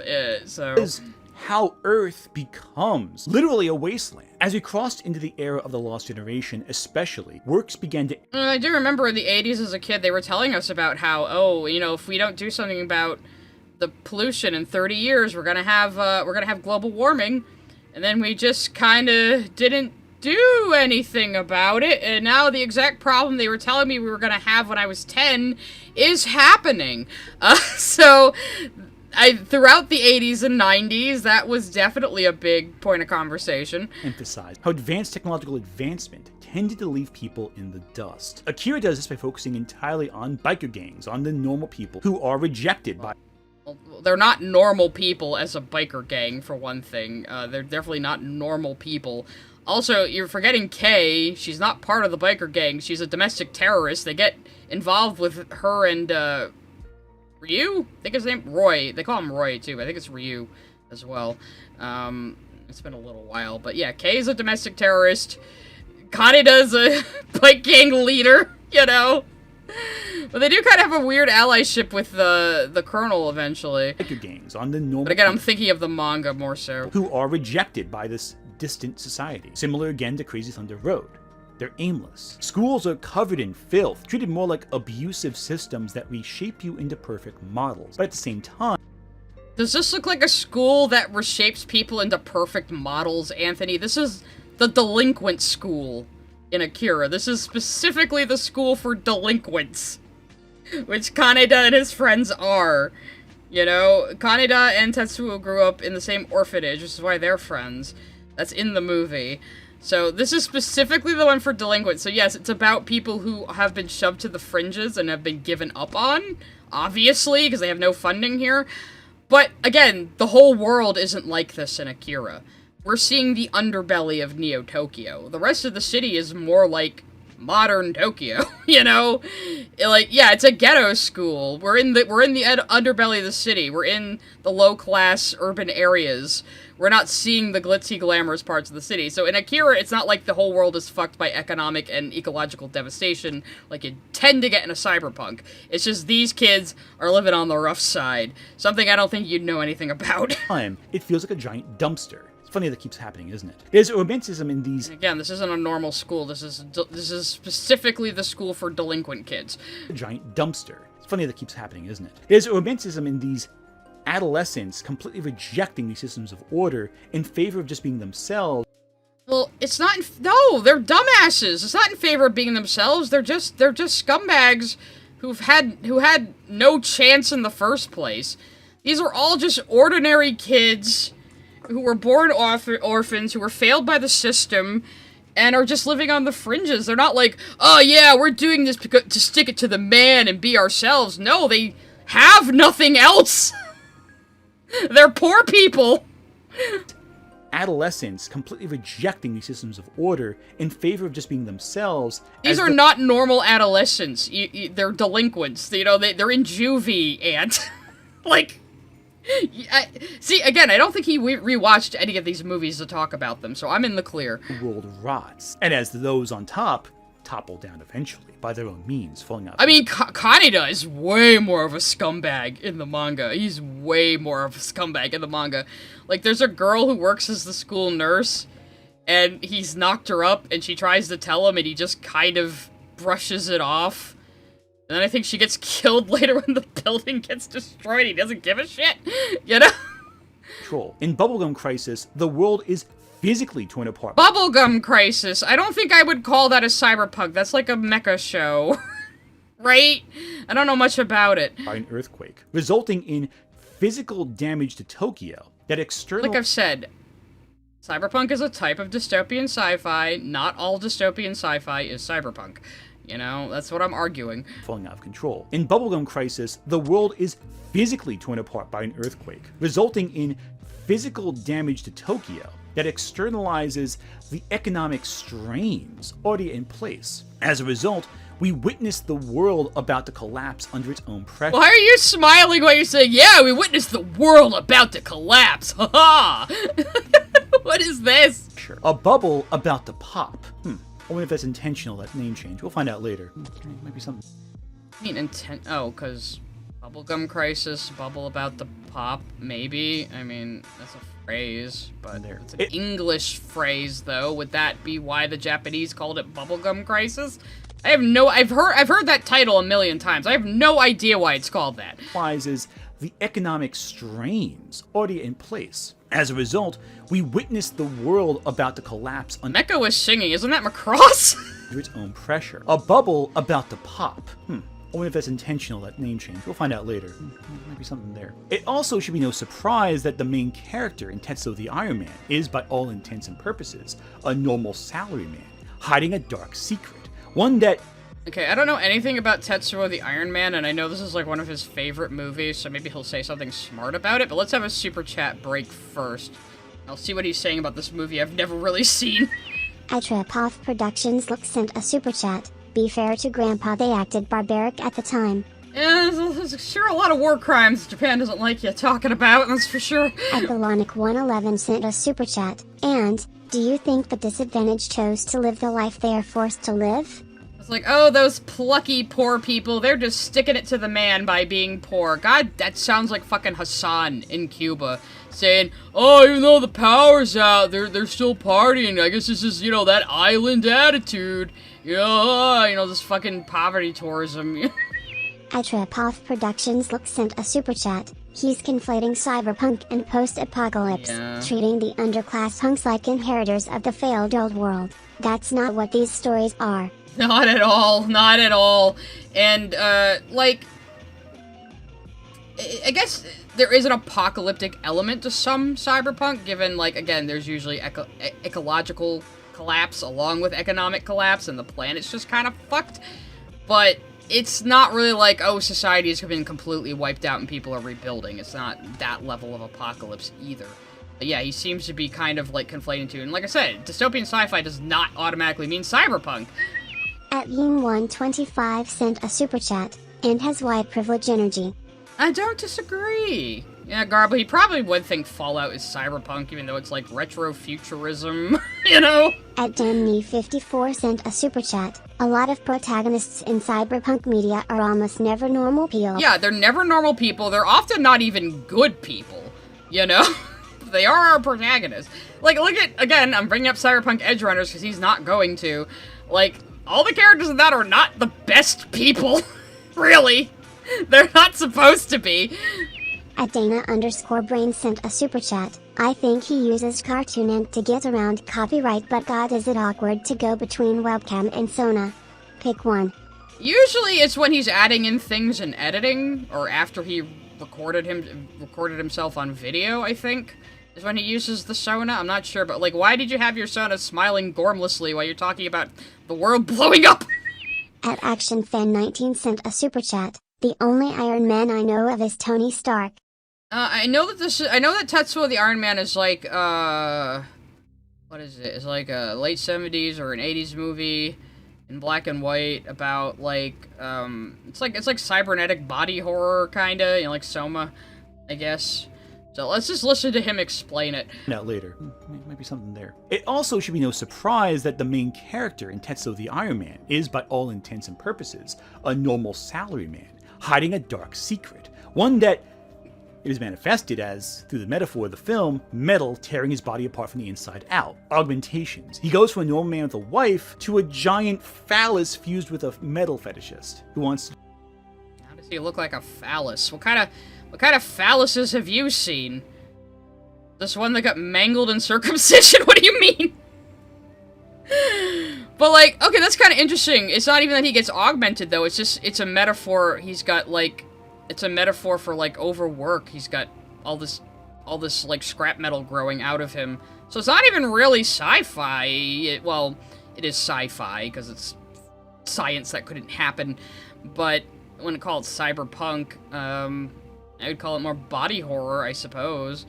Destroy the world. And is the fly cyberpunk then? Noted, as we've been alluding to, in Japan, things did fall apart. The economic boom gave way to a massive depression. The lost generation refers to workers who were promised a booming economy, but inherited a system that had just totally collapsed. As being a millennial, yeah. They mounted the top of the ladder, the legs fell out from beneath them. And Japan never recovered from it. Not really, anyway. Unemployment peaked, and people felt, yeah, they never recovered, which is why China's the big bad that's gonna be the superpower we have to deal with now. Lost. Abandoned. Works like Blame illustrate a world where the means of industry sort of just spun out of their own way, with a labyrinth. Oh, yeah, Kafka's Metamorphosis sounds like a way better, comparison for Tetsuo the Iron Man if it is what he's describing it as. Really, anyway. Unemployment peaked and people felt, well, lost, abandoned. Works like Blame. Hey, it's Billy Donuts' brother, Billy Bacon! Welcome, Billy Bacon. He brings the bacon. World where the means of industry sort of just spun out of their own way, with a labyrinthian megacity the size of Jupiter, filled with impossible mazes and multiple I don't know layers anything stacked on about top of this another. one. I never heard of it. Feel lost. I guess in the same way that the industrious wasteland that Japanese people inherited made them feel lost. It's hard not to compare the economic machine slipping through. God, I am getting so many flashbacks to James Somerton's fucking Utena video. Oh my god. The control of Japanese people and the technological machine slipping through the hands of humanity, especially considering Japanese businesses sprang into the future thanks to a new focus on technology in the 70s. What would happen if they kept going? What would happen if the technology outpaced themselves? What happens if nuclear weapons wake up a Was that Japanese Max Headroom? What was that? going? What would happen if the technology outpaced themselves? Solus, what are you doing in my computer? What happens if nuclear weapons wake up a giant radioactive lizard? You see, it all comes back to the same couple of things, doesn't it? In the late 80s, Japan created two of the most iconic works of Japanese cyberpunk ever, Akira and Tetsuo the Iron Man, and both have a character named Tetsuo. Neither I would consider cyberpunk. What's cyberpunk about Tetsuo the Iron Man? You're saying this is about a guy whose work stress is making scrap metal grow out of his skin through no technological means whatsoever. So how the fuck is that cyberpunk? I would say Akira has elements of cyberpunk, it has influence on cyberpunk, but I would not call Akira a cyberpunk in of itself. It's just a dystopian sci-fi, mostly, based on the economic boom and criminality of the 80s. You know, there isn't a lot in Akira about, like, human augmentation or transhumanism or anything like that. It's really not an element aside from them experimenting on the psychic kids, basically. But again, that's more of a what has science done than anything else. Interesting enough. And neither of these works deal with cyborgs in the traditional sense. Not like how Blade Runner does anyway. No, exactly. It's like neither of them are a fucking cyberpunk, then. No computer hacking or anything like that. Rather, we get something we created, spiraling out of control, that ultimately destroys us. The world of Tetsuo the Iron Man. Well, you could say they created the kids, I guess, through their experiments, but they did not create this energy. The energy is the psychic energy that builds up in them. Again, the reason why Tetsuo from Akira, that is, turns into a giant melting fetus at the end is because his body cannot contain the amount of psychic energy he has, thanks to the experiments done on him. You know, it is much more about cosmic spiritualism and, I guess a lot of Buddhism in there, you know? But it is mostly about psychic kids going out of control than technology. So it really has not a lot to do with technology. In fact, it's a very clunky 80s futurism in Akira.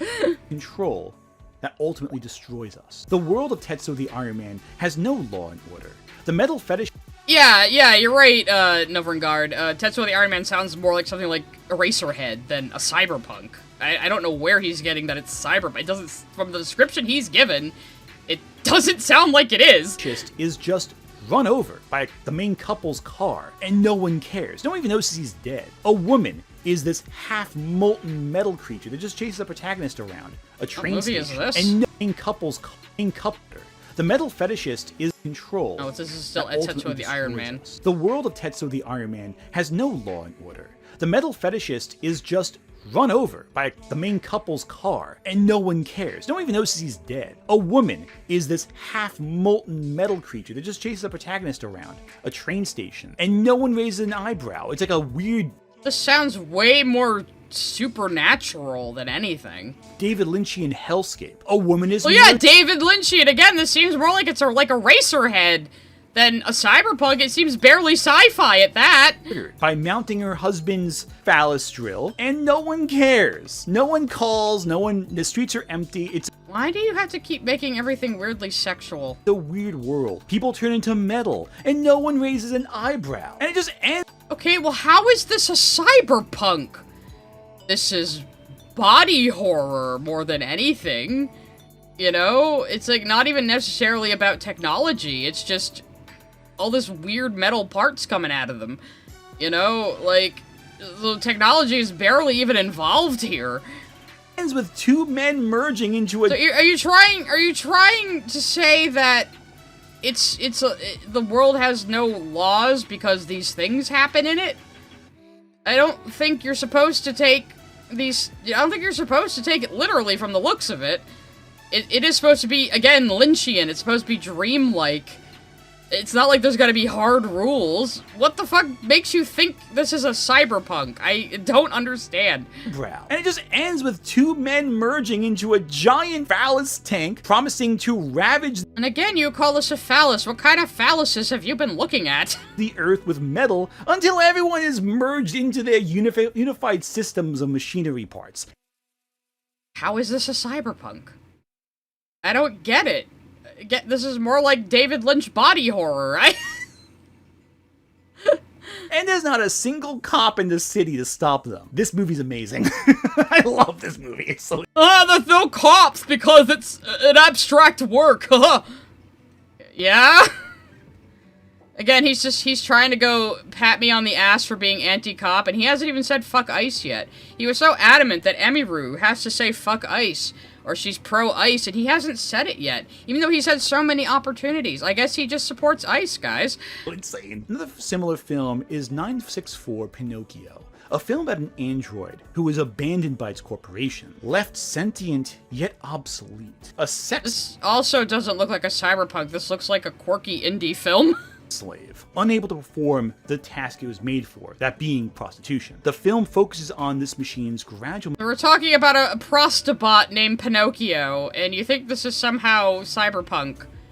You're really stretching the definition to make this about cops somehow?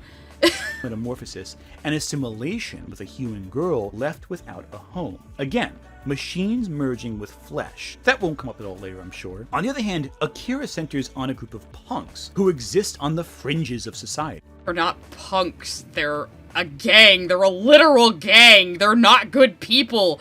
They beat up other gangs in the street. They commit crimes. They murder people. They're not punks. It's not like, yeah, we're punk kids skipping school. We're so against the establishment. They just don't care. They're just criminals. Kaneda is only interested in saving his friend Tetsuo.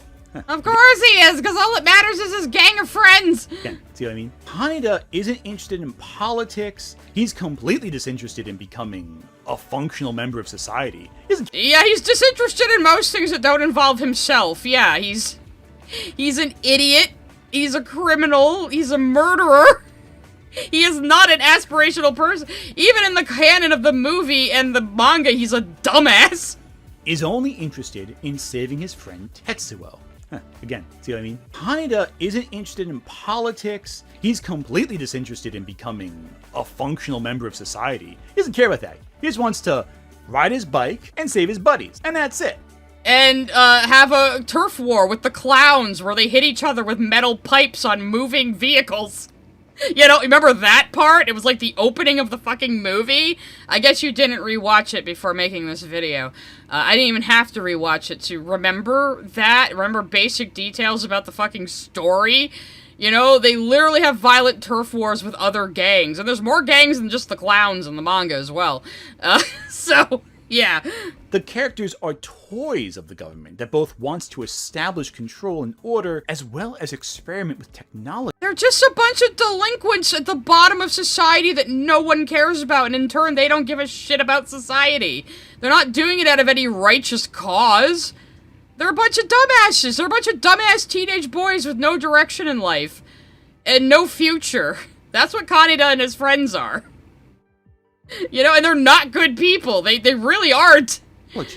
They don't understand at all. While the military over... It's not technology they don't understand, it's psychic energy they don't understand.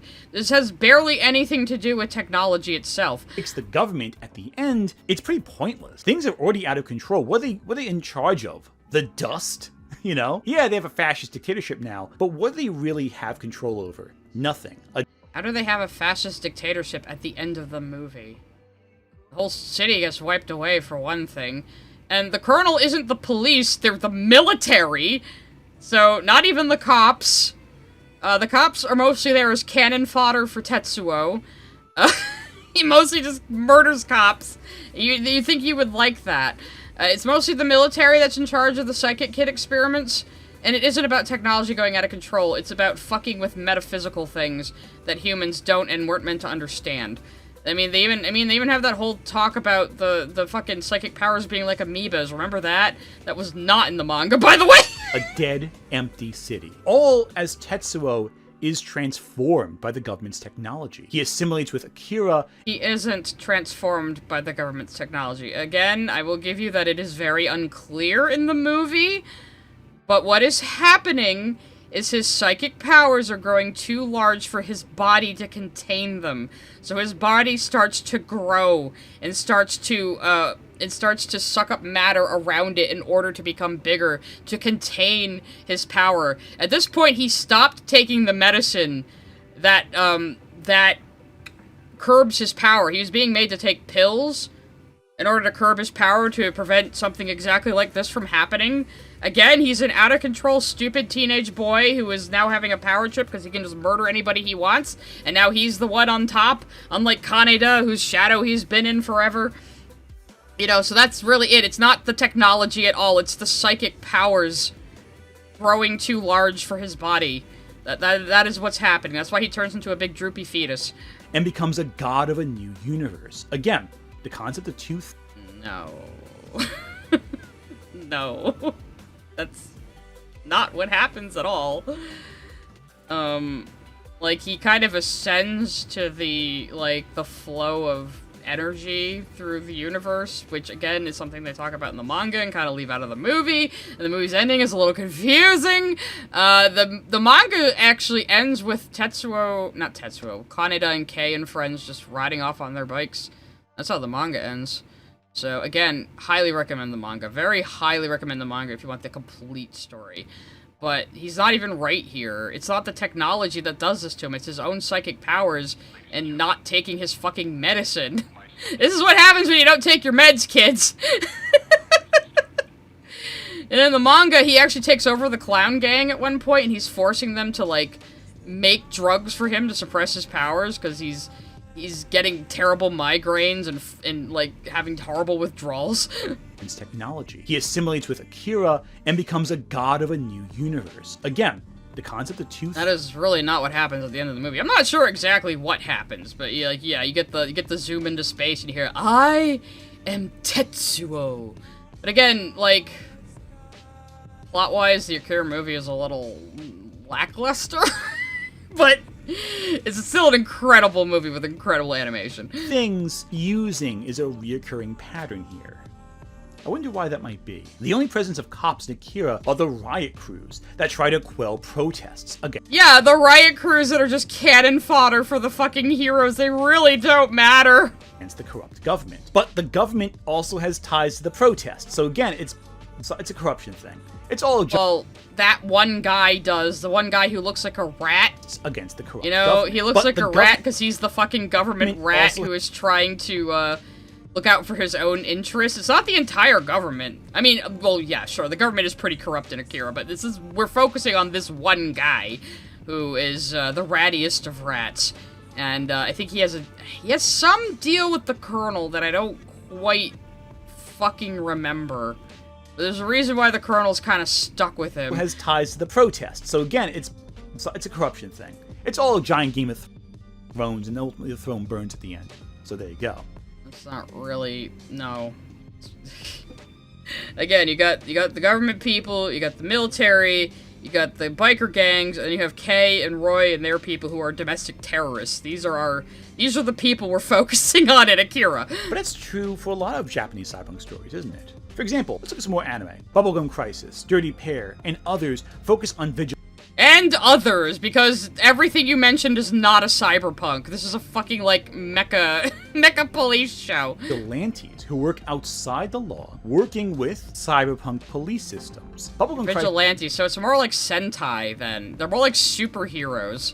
How is that a cyberpunk? This especially has some spin-offs, like AD Police, which centers on the police force in the periphery of Bubblegum Crisis. And So again, he is trying to say Cyberpunk is about the police by bringing up shit that isn't Cyberpunk, like RoboCop and Bubblegum Crisis.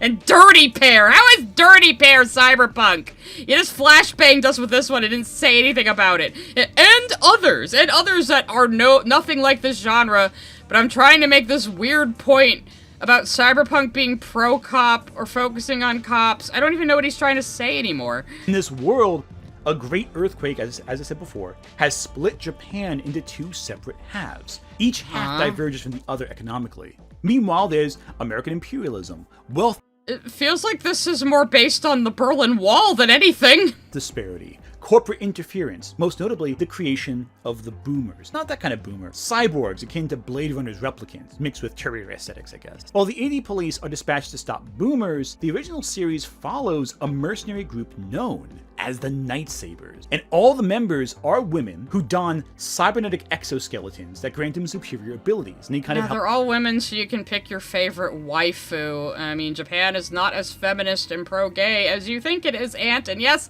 that is still going to come up later. help maintain order and help people out where the police can't. So right there, we see the issues at play. Corporate exploitation, creating technology that goes rogue constantly. Wealth disparity, the fact that high levels of technology don't actually... Technology and wealth disparity does not make something automatically a cyberpunk. There's more to it than that. You can have a dystopian sci-fi with technology and wealth disparity. That doesn't automatically make it cyberpunk.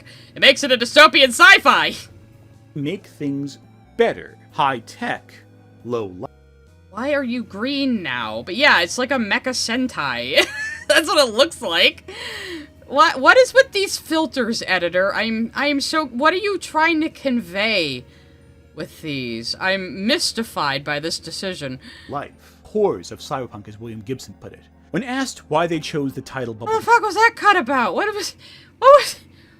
Why were we green for that one? Crisis, in an interview with Animerica in 1993, series writer Toshimichi Suzuki explained, We originally named the series Bubblegum to reflect a world in crisis, like a chewing gum bubble that's about to burst. Oh, I guess that was right. Hi, Mars Girl. as for Dirty Pair, I really love this series, but it's less That doesn't make it cyberpunk, Anthony. What the fuck makes you think this is cyberpunk? What about this screams cyberpunk to you? traditional cyberpunk and more futuristic sci-fi. It's not a traditional cyberpunk. It's more futuristic sci-fi, meaning it's not a fucking cyberpunk! You just wanted to talk about it and couldn't think of anywhere else to talk about it except this schizophrenic video. Less traditional cyberpunk and more futuristic sci-fi. I just think You think, is that it, Friendly Rusty? You think he can just turn the world around him green in real life? That is pretty impressive. it's really cool how this is a future that is Japan does not have gay marriage, no. Not at all.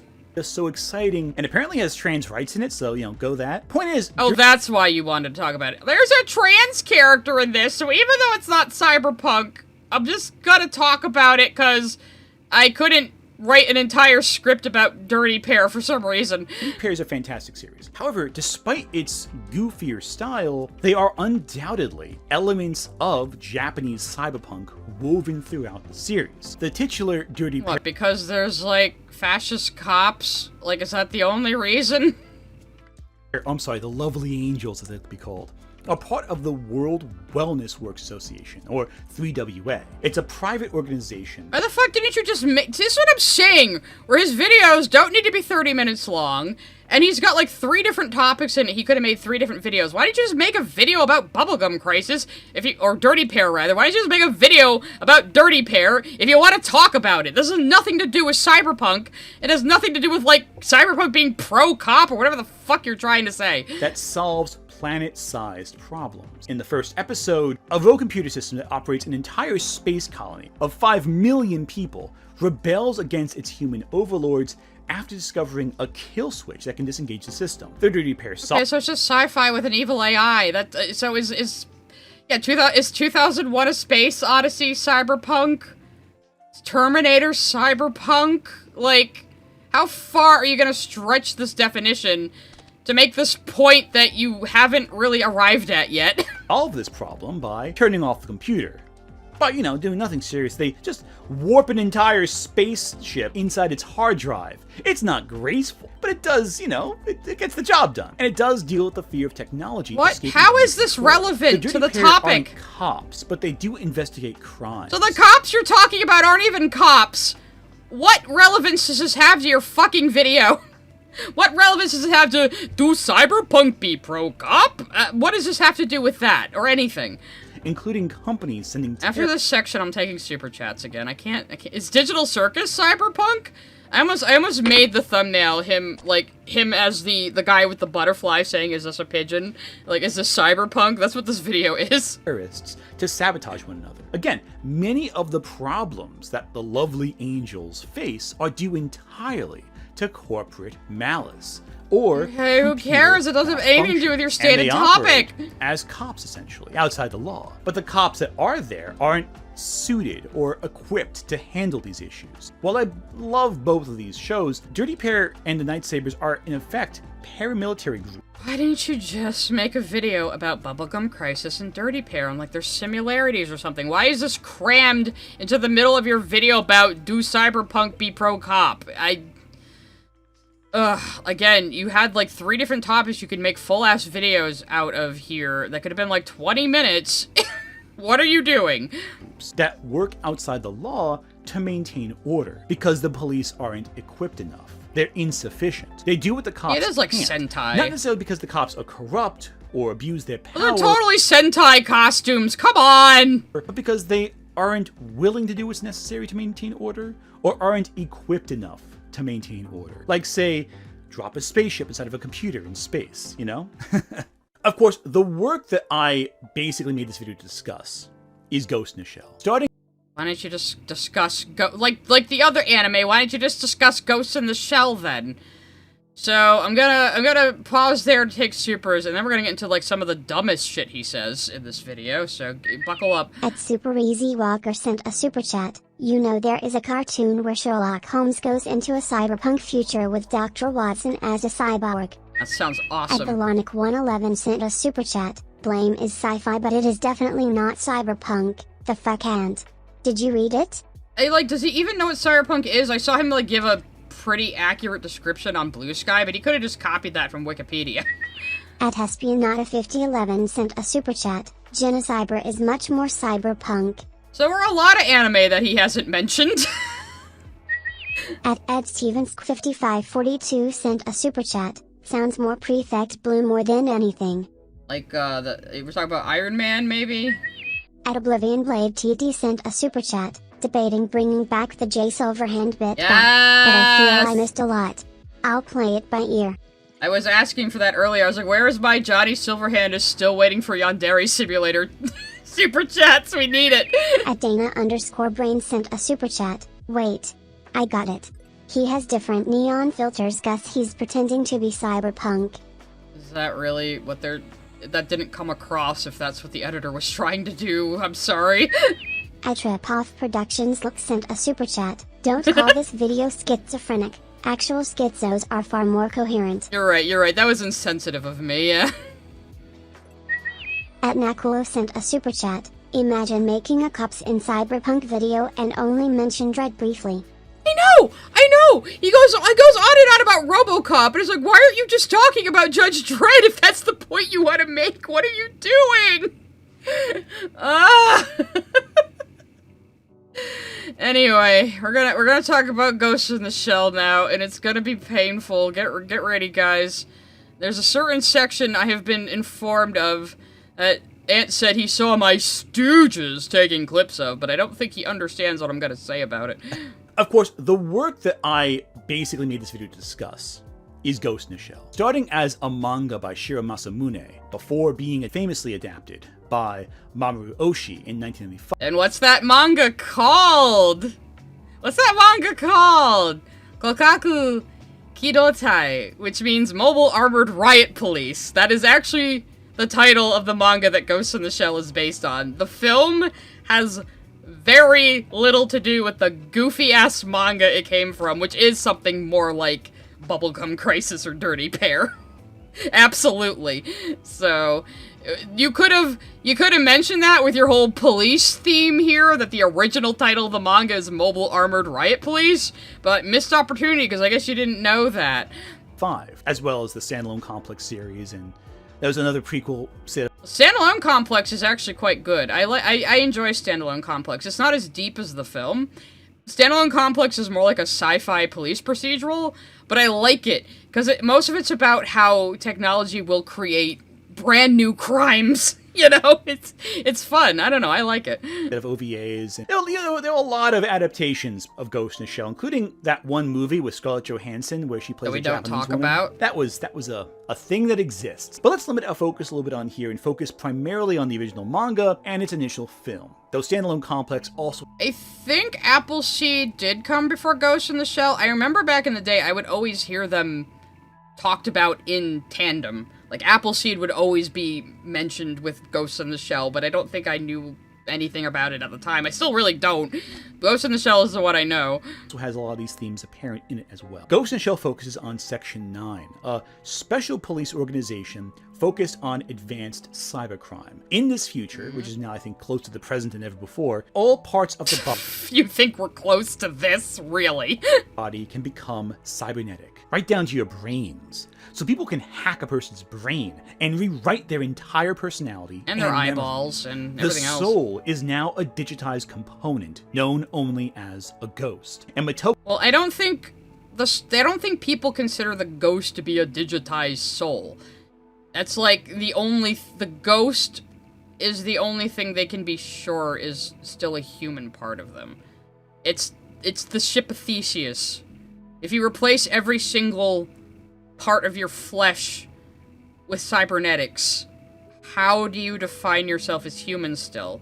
And how people do is the ghost, the person inside all of that, who has had continuity as their body has slowly been replaced. That's the ghost. You could call it a soul. You know, obviously it comes from Ghost in the Machine, it's like an old Greek phrase. So... Memories. The soul. Yeah, it's like, it's not like, oh, we think our soul is a digital thing now. That's not how that works in Ghost in the Shell. The ghost is a completely intangible spiritual thing. Is now a digitized component known only as a ghost. And Motoko Kusanagi is almost entirely an inorganic cyborg. And that's not her. That's actually a scene of Motoko seeing an identical shell to hers. Whose body belongs almost exclusively to Section 9. And she doesn't really seem to know if she's even human anymore, because so much of her flesh has been replaced. Well, it's not even that. Makoto is wondering if she was ever human. That's because she has been fully cybernetic since she was young, I believe it is. She had an accident. At least in the film, that's how it is. She had, like, an accident when she was young, and she's been cybernetic ever since. She's been her whole everything has been replaced, and she can change bodies. They switch bodies on her sometimes. So she isn't sure if she is like an AI with fake memories, tricking herself into thinking she's a human. That's the question she's trying to answer the entire movie, and that's when she meets the AI that wants to be human, you know, and then they kind of merge and become one being at the end of the movie. You know, that's, like, yeah, so she doesn't know anything about herself because she thinks this could all be bullshit. She thinks she could have had her memories fucked with. Yeah. Of Theseus thoughts here. At least, that's in the anime film. Mamoru's film is a very existential work that analyzes how we connect with humanity as technology really slowly consumes all This was made in the fucking 90s. I mean, maybe it of is, us I don't know. across every aspect of our lives. There's a scene in both the manga and the anime Ghost in the Shell that I think is really interesting to highlight. A trash collector is a useful tool of a cyber hacker who has rewritten his memories, creating... Oh, they do this in, they have the same thing happen in, Standalone Complex, too, I think. Motivation for him to act in a certain or maybe way. I'm just confusing the specifics the show and aren't the as movie. important to the end result. In the anime, we see this truck driver learn his memories of a wife and child are a mirage, they're an illusion, one that falls apart the moment a few key questions are asked, like, what's your wife's name? What does she look like? The scene is haunting and tragic as we see his life unravel before our very eyes. But the manga does this as a joke. He goes to work next day and his coworker's like, Yeah, because the manga, like I said, is like a goofy thing that is more like Bubblegum Crisis and Dirty Pair. It is not serious. It's so, like I said, the movie has barely anything to do with the manga, because it took it in so much more of a serious direction. You know, it's a very loose adaptation. You know, it's kind of like The Boys being adapted from comic to show, where they made it a little more serious. You know. Like, hey, how about that wife and kids? Am I right? He makes fun of him for the whole affair, and the trash guy just seems kind of annoyed by all of it, like it's a Yeah, because the manga is goofy as fuck and isn't anything like the movie. casual annoyance for him. And both of these are horrifying. Yeah, Oshi's film is more overtly I don't think it's supposed to be horrifying in the manga. I think it is supposed to be a punchline. You know, given the tone of the whole thing. Like, do you understand that the tone of the manga is goofy and completely different? horrifying. It really deals in the existential dread that you feel. But like, is humanity so machine-like now that everything can be rewritten with a keyboard and we're just kind of adjusted to it? It's like a normal annoyance. It's as annoying as someone hacking your phone or something. Like, we just Obviously, in the show and the movie, it's not. They treat it much more seriously. They took the crumb of an idea and turned it into something better. not care. Like, that's disturbing implications there. But I know it's a gag, it's not meant to be taken too seriously, but the elements... I know it's a gag and not meant to be taken too seriously, but isn't it kind of horrifying when you think about it? Well, fucking yeah, but, like, obviously he was not taking it seriously when he drew that. There, it speaks to a greater rot in our society. Obviously, movies like Tetsuo the Iron Man talked about transhumanism, the idea that That is not transhumanism, that is supernatural metal growing out of your body. That is not someone augmenting themselves with technology. That's just a guy growing metal out of his skin because of, like, a curse or something. You know, this is a horror movie. This has nothing to do with science fiction horror movie, obviously, but it has nothing to do with, like, cybernetics or cyberpunk or technology from what you've just described. I'm going by your description of this movie I have never seen, and the footage you're showing, and it seems to be like this guy just gets cursed to have metal grow out of him. That has nothing to do with transhumanism. That is not what that is. humanity will transcend the flesh through machinery. But it's different in Ghost in a Shell because it feels more invasive. Advancing, we're becoming more vulnerable. Our souls are data, and data could be rewritten in a heartbeat. But on the other hand, we get the puppet master. Not so much the soul, the brain. The brain can, but again, the ghost is considered, like, an intangible spiritual thing, you know? Just, like, how to... I mean, I know you're Catholic, but to many of us, the soul is also an intangible thing that isn't really real, but is how we describe the living experience of being human. A program known as 2501 that exists as a tool of the government to excuse legally gray actions, to put it mildly. But this program is now sentient. However, unlike Skynet or AM from I Have No Mathematical Scream, the Puppet Master wants to become more human. First by taking a body, then requesting political asylum, before finally merging with Motoko herself. Not only And like I said earlier, it's an AI who wants to be human, and a human that's worried she's an AI. That's... Yeah, they're coming to the same place from two different directions. That is the point. people becoming more machine-like and losing sense of their humanity. Machines are becoming indistinguishable from people and are questioning their mechanisms until the two perfectly intermix and combine. But what role do the Not sure if it's a perfect combination, though. It's very ambiguous at the end. police have in this narrative? The role police have in Ghost in the Shell is complicated. The core members of Section 9 are seen as generally good people. And not just that, but they're necessary to maintaining order and control, and protecting the law, and protecting our souls, essentially. At the same Why wouldn't you call it, like, propaganda, someone like you, then, where the police are actually competent, good people who want to help the citizens? Aren't you supposed to hate that? same time, however, they also operate on the fringes of the law, often shooting without warning, using military-grade weaponry. They have anti-tank rifles for day-to-day combat. That's a lot of firepower. Now, in the manga, we see pushback against Section 9 from various civil rights groups, while the anime You're regards a loose cannon, Kusanagi, turn in your page! other police divisions and other government agencies as corrupt and maybe even dangerous, secondary to Section 9's authority, again, more like the Night Sabers than a normal police force. The manga frames Section 9 as a little different. They're a force that needs to function for government to maintain order. While they do the right thing for the good of society, any questions of their authority should be dismissed. While Motoko Yeah, it's almost like the original title is Mobile Armored Riot Police. in the anime scene is self-reflective, in the manga, she is convinced entirely in her duty. She is a ardent supporter of law and order. She's also far less introspective and far more interested in making love with other characters, specifically women. So I guess that's a far cry from the Stonewall cops in America, right there when the... So yeah, about Kusanagi having sex with women. Got a little thing right here. From Wikipedia, your favorite resource, Anthony. In Ghost in the Shell, Kusanagi participates in lesbian sex splash panel involving Kurutan and Ran, and she has a boyfriend. So don't even try to say she's a lesbian for one thing. She has a boyfriend. She's always had, like, romantic tension with Batou in any version. And here's a little quote from the mangaka down here. The whole scene is set up that this whole E-sex room can only be programmed to one sex, so when Batou walks in, it's, like, painful for him, so you can't enter the room if you have a dick, or it's gonna be painful. And that's why she's having an orgy with all women. But then, here's the direct quote from the author. I drew an all-girl orgy because I didn't want to draw some guy's butt.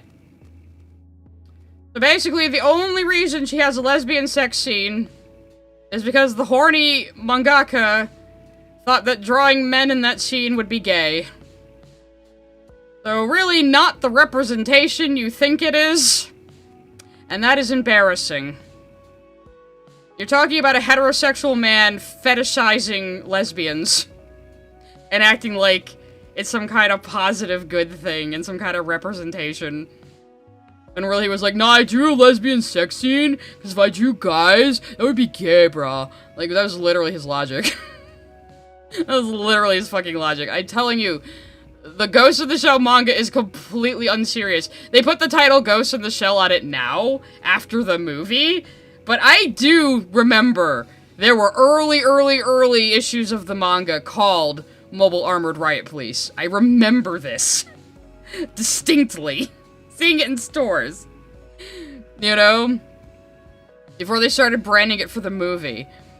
So yeah. Not the, different than cops raiding Stonewall, right? Huh? It's almost like Japan is really homophobic or something, you fucking dumbass. Ugh, look at that smile. Look at that gormless-ass smile right there. It's pretty stupid. Stupider than I expected. I'm a little disappointed. You know, the cops in this movie, I digress. But the reoccurring theme is this. The system resists the out-of-control elements in society, either through the police or a paramilitary force outside of the police. Or potentially... So again, he's saying that all Cyberpunk focuses on police and paramilitary groups that are like police, when half the shit he's brought up has nothing to do with Cyberpunk, is not Cyberpunk. And then he talked about Tetsuo the Iron Man, and he was like, there's no cops in that one. Okay, so why the fuck did you bring it up then? It's not even Cyberpunk, it's body horror. What is the point of this video? You have not arrived at a single fucking point yet. Like, other than you're questioning if Cyberpunk is pro-cop and you seem to be saying yes, based on your own misconceptions about what Cyberpunk is, and you have to torturously expand the definition to even try to make this broken point, because it's just not true. You know? Oh man. I hope you make another video I want to react to someday. This is kind of fun. The rebels in society maintain a form of order. We can directly see what each society fears as a result, as well as the core tenets of Cyberpunk. And advancing technology won't actually improve our lives. If anything, it might make us more vulnerable. Indeed, well, no, the thing is, we do have technology that improves our lives, because, like, look at the Cyberpunk tabletop game. You can put all sorts of augmentations onto yourself. Anybody can, but the likelihood that you're going to be homeless is pretty high. So you have all this miraculous technology that could improve your life, but the living conditions are awful. Mostly because of corporations overtaking governments. That tends to be what Cyberpunk is. Motoko is just as vulnerable to the influences that she tries And there's fighting. nothing in his back catalog I'd want to talk about either. I'm just going to have to wait till he says something else that I'm like, I want to respond to that. As any of us. But the difference is, in Motoko's story, it only comes to a conclusion when she relinquishes control and allows herself to evolve in new and fascinating ways. Oshi's film ends. And again, it's very ambiguous at the end what this means for the world. That she and this AI have merged, and she found, like, a kid body to emphasize that it's a new being. With a haunting promise of an untold future. And indeed, Standalone Complex especially illustrates how those most vulnerable are those lower on the totem pole. And it illustrates how this future harms and how corporate interests exploit it. How is that the conclusion of the Ghost in the Shell movie? Again, it's very ambiguous about what this means for the future of humanity, that she has become this thing. And, like, in future movies and stuff, they're like, I think there's, like, multiple Makotos, too, or something crazy. I don't know. I haven't watched any of the films past, like, Innocence, I think, so. Effectively. In this sense, the manga having Motoko be a figure of authority almost feels a little counterintuitive. It feels almost like a counterpoint to the version of Motoko that Oshi and Standalone Complex presents. Well, yeah, those came later, Anthony. The manga came first, and it was a goofy, sort of like Gunsmith Cats, Dirty Pair, Bubblegum Crisis, Cheesecake Fest. And then the movie came along and made it way more philosophical. And then Standalone Complex kind of combined the two and just made, like, a really neat police procedural about cybercrime that I enjoy. Again, if you just want to watch a good police procedural about cybercrime, just watch Standalone Complex. It's pretty solid. But what we see now, as a whole, we see another element to everything. Different countries have different views of their systems of law enforcement, and that's reflected in pop culture. This is in part because police are... But he's still talking about cops, even though he hasn't really justified his premise at all. And half the shit he's talked about is not categorically cyberpunk. Like, so much of it was real, like, Bubblegum Crisis and Tetsuo the Iron Man. Like, how do you even justify calling that cyberpunk? Held accountable in Japan. In 2024, Japan saw over 200 officers penalized for misbehavior. Most often, just verbal harassment. Yeah. You just wanted to make an anti-cop video. Just make an anti-cop video. Why did you have to involve cyberpunk and you misunderstanding the genre in this? Just make an anti-cop video, you coward. You know, if that's what you really want to do, why do you gotta talk about pop culture? Aren't you Mr. Smart, educated man who can tell us all about politics? Why don't you start doing that? I'm sure it'll be really funny. In Japan, officers were dismissed because they said mean things to people. Compare that to other countries where That's what you want. You would want a world where the police could, like, punish people for saying mean things to you. That's the kind of world people like you and Krim want. By officers is prevalent. In America and Japan have very different pictures of what... Why are we green again? I really do not understand this choice. Like, it doesn't even zoom in or anything, he just becomes green. But then again, Ant didn't really give this guy a lot to work with the way he filmed himself. Why are you so low in the frame? Why is the camera so high above you? Why are you not, like, more centered? It would be way easier to, like, zoom in on you for funny zoom-ins if you filmed better. Why is the camera so high up? Law enforcement accountability is like. You know, here... Aren't you, like, 7 feet tall? Where the fuck is it? Are you hanging it from the ceiling? What's going on? Law enforcement accountability is like. You know, here there are thousands of annual reports of police misconduct in states in America. Yeah, okay, so just talk about your problems with the police in a video. You coward. Why do you have to drag pop culture you were getting wrong into it? Like, I'm saying this is midwit behavior. Like, I want to talk about politics, but I don't know how outside of pop culture and movies and cartoons. We have more misconduct files in an individual state in America and the whole country of Japan. And granted, you can make the argument that fewer reports are issued. That's all. Some of our states are bigger than Japan, don't forget! Also possible as well. Japan does have a problem with underreporting certain cases of crime. But 200 police officers were penalized for misbehavior in 2024. America? Far less. But there were more reports of crime in America. Now, again, one can make the argument... What the fuck does this have to do with the cyberpunk genre? Again, if you wanted to make an anti-cop video, just make a fucking anti-cop video. Why do you gotta, like, have this framework around it where you just call a bunch of things cyberpunk that aren't? And don't even talk about, like, some of the, like, best modern cyberpunk series, including the one called Cyberpunk Edgerunners, which I'm gonna bring up in a minute. That things are underreported, which is possible, and probable, too. But it's also important to remember how a lot of Japanese films... Now we're talking about Jinro? And you're not saying anything about it, but why are we talking about Jinro now? The police? They're inspired by American works. Japanese police, for example, rarely discharge their weapons, yet in... Oh my god. Oh my god. Did you guys catch that?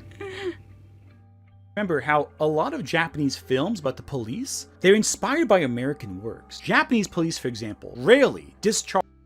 Any Japanese stuff about the police must be inspired by America.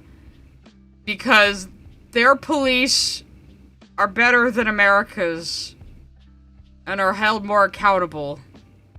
So obviously these backwards island people couldn't write about their own culture. They must be taking this from our culture. They must be thinking about America 24/7. Obviously, in their own media, made for their own people, they would be thinking about America. So he thinks that America had to teach Canadians and British people anti-establishment. And now he thinks any anime about the police must be inspired by America. Why are you so xenophobic? Not even like jingoistic, I guess. Like, man, I was the one talking about how, like, I'm actually kind of patriotic, you know, the other day, but you seem to think America is teaching the world, just like you think you're teaching other people and you have nothing to learn from anyone else, because you know everything and are objectively correct, and you know you've gotten several things factually fucking wrong in this video that are easily proven. Oh, fucking ridiculous. Let's try to get to the end of the video, guys, and then I'll take supers, and then we're gonna discuss Cyberpunk Edgerunners, at least one scene from it. their weapons. Yet in Japanese cinema, they're always firing something. You gave Toko Kusanagi anti-tank rifles. Because guns are cool! You know, again, they are police. They're riot police in the manga. Obviously, what's his name? Shiro? The mangaka, he likes tanks and guns and mechas and shit like that. There's a lot of, like, gun otaku in Japan. Just because guns are way more regulated there doesn't mean there aren't gun otaku. And the author of Ghost in the Shell is one of them. You know, just like Hideo Kojima is a bit of a gun otaku, and Kota Hirano, the creator of Hellsing, is a bit of a gun otaku. They exist in Japan. You're just like, well, their police are more regulated and guns are more regulated, so the Japanese must just be completely ignorant about guns and don't care about them. So they must be getting all of this from watching Americans. As if they care about us 24/7. I mean, he was the one acting like us bombing Japan made them modernize, too. Like, we bombed them and swooped in and, you know... It was the white man's burden to uplift those Asian people. Jesus Christ.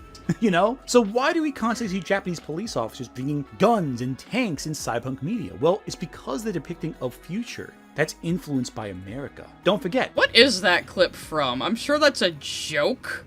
You know, I've seen that clip before saying, oh, this is an average day in America, but this has to be from some parody or something. Future that's influenced by America. Don't forget. The 80 police in Bubblegum. All of Japanese futurism, all of any dystopian sci-fi the Japanese make must be influenced by America, and America alone, even though there's way closer Western countries to them. Like, what about Japan and the French? French cultures had a lot of influence on them, and Italian culture, and other things. Just America, is it? We bombed them and now they worship us? Is that what you think? Crisis? That's from an... Yeah, the gun otaku in High School the Dead is based on Kota Hirano. That's the funny part. Americanized Japan. It's the opposite of what Gibson believed in, of Japan influencing America. What is his ultimate point here about cyberpunk and cops? He's completely lost the plot and is just bitching about cops now. Again, yeah, the Dutch? The Dutch? The only people from the West they would let in during their isolationism? You know? Think they would have had a bit of an influence on Japanese culture too, yeah? Germany? Yeah? Do you remember who they allied with in WW2? Do you remember that?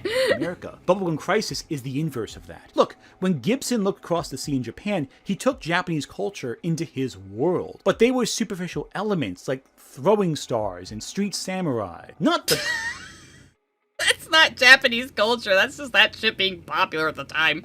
culture behind it. Gibson's Japan is a lot like Gibson's real life. He was influenced by Japanese culture because he had samurai swords and throwing stars in his comic book.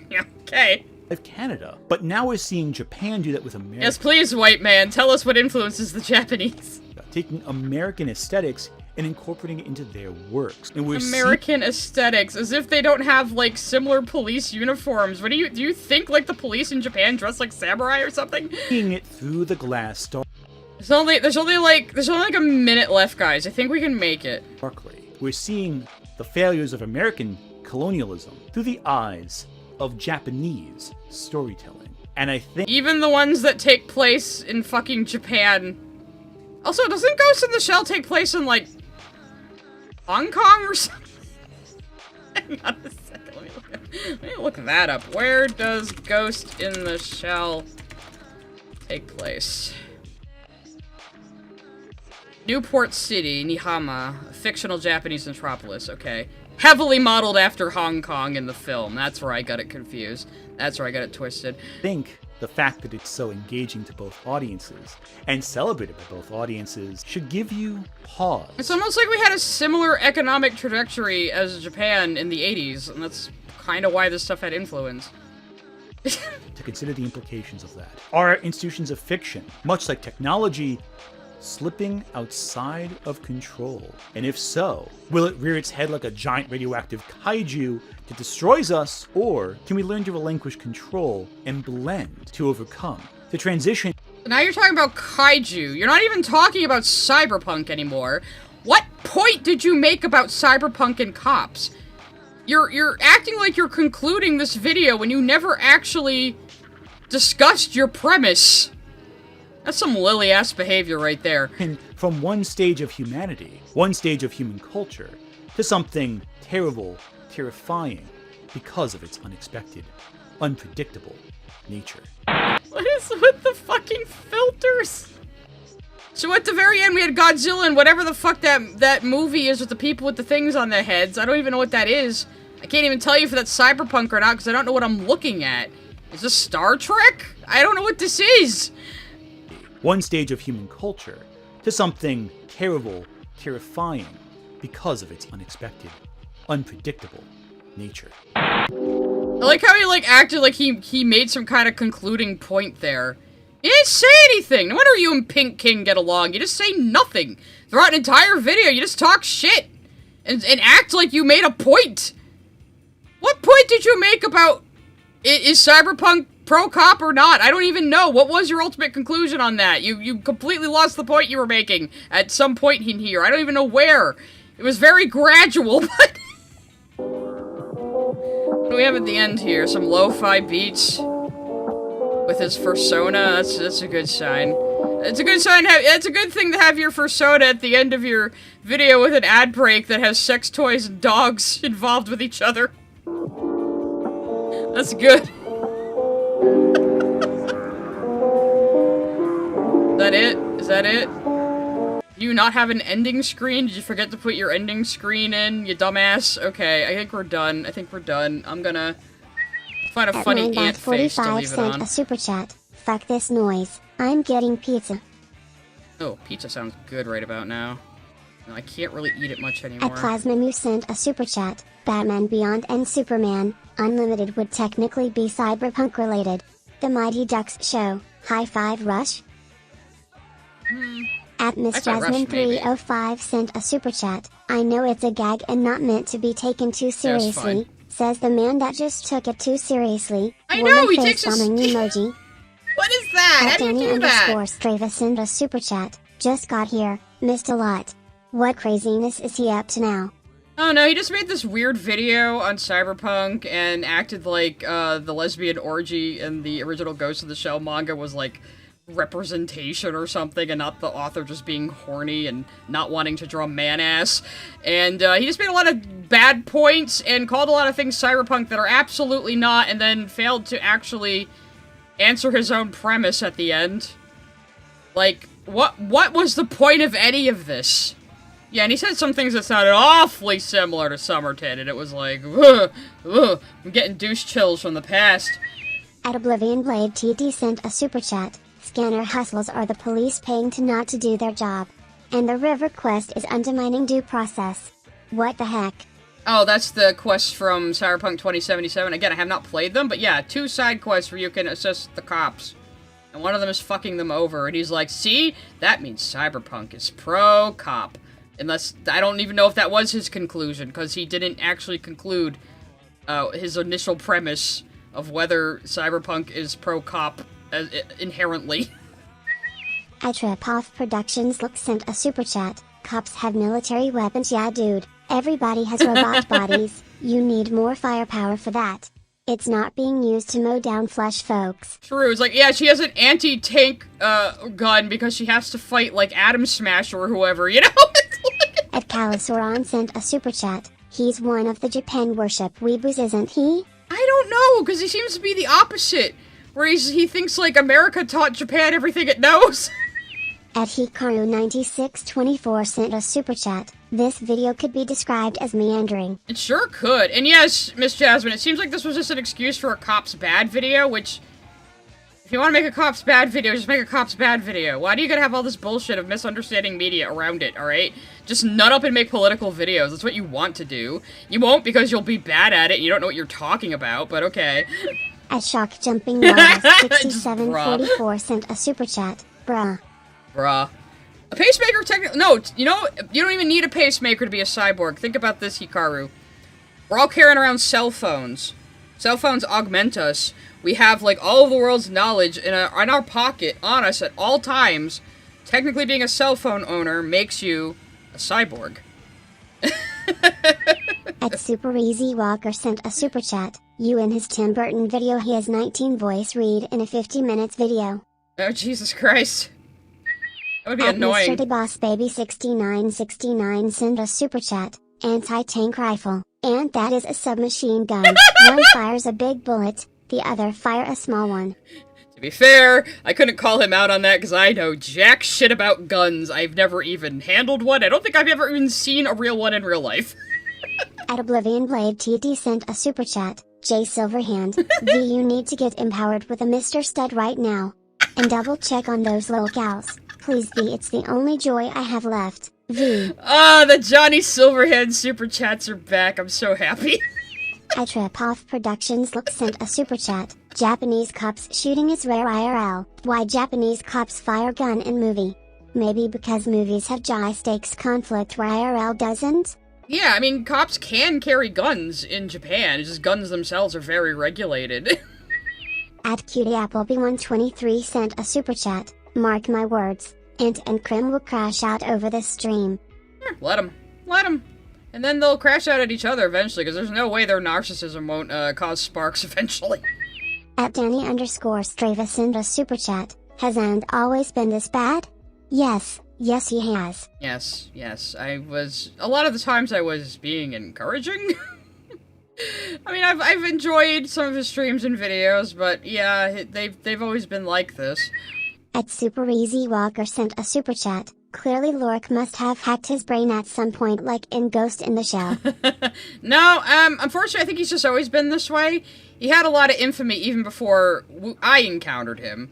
I don't know why he blames me, like, oh, Psy, being associated with Psy is going to ruin my reputation, and when he made his big cancel post on me on YouTube, a bunch of people in the comments were like, who? No, he has his own history. Don't you worry. He has a pretty long history of being a rabble-rouser on the internet and stepping on landmines. So I don't know how I damage his reputation any more than he does himself.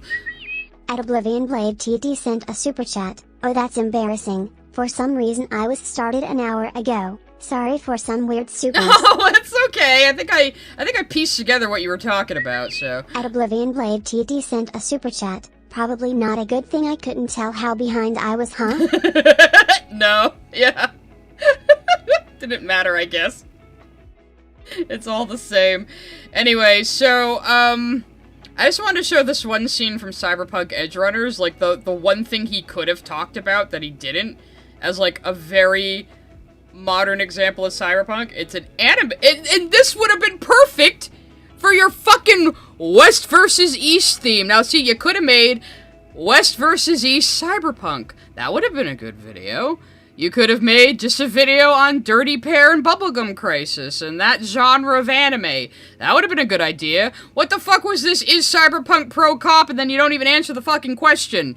What was this video? If you want to complain about cops, complain about cops. Talk about the actual fucking media. Anyway, I love Cyberpunk Edgerunners. It's based on Cyberpunk 2077 and the tabletop. It's an anime blend of West and East, Weast. It's a Weast production. It was funded by Netflix, animated by Studio Trigger. And this one scene with absolutely no dialogue epitomizes what Cyberpunk is as a genre.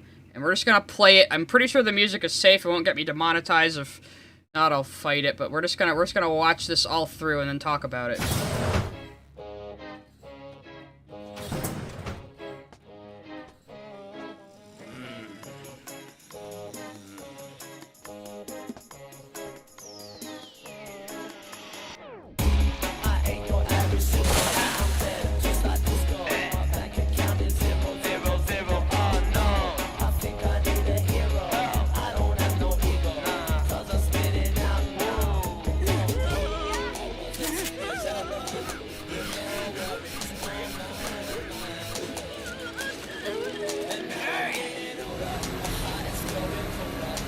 Also, the music is baller. I love it. But the soundtrack is great. Franz Ferdinand did Clear a path the opening too.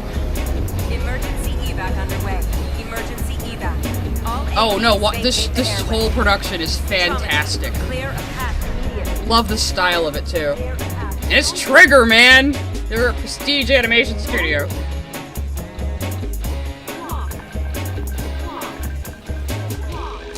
He's in like the richer parts now.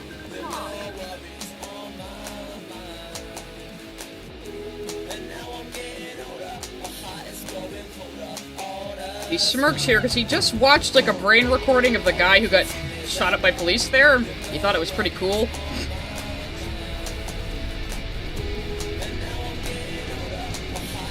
God, I forgot how good the soundtrack is though, man. I'm gonna add it to like my music list. And here's where he just sees his love interest to be. We don't need to belabor that. But yeah, I still had my own music on too, sorry. But yeah, without any fucking dialogue. Like, the whole show is very well crafted. Very, very well crafted. Don't get attached to any of the characters, though. You should know this genre by now. There are no happy endings in Night City. But no, it's so good.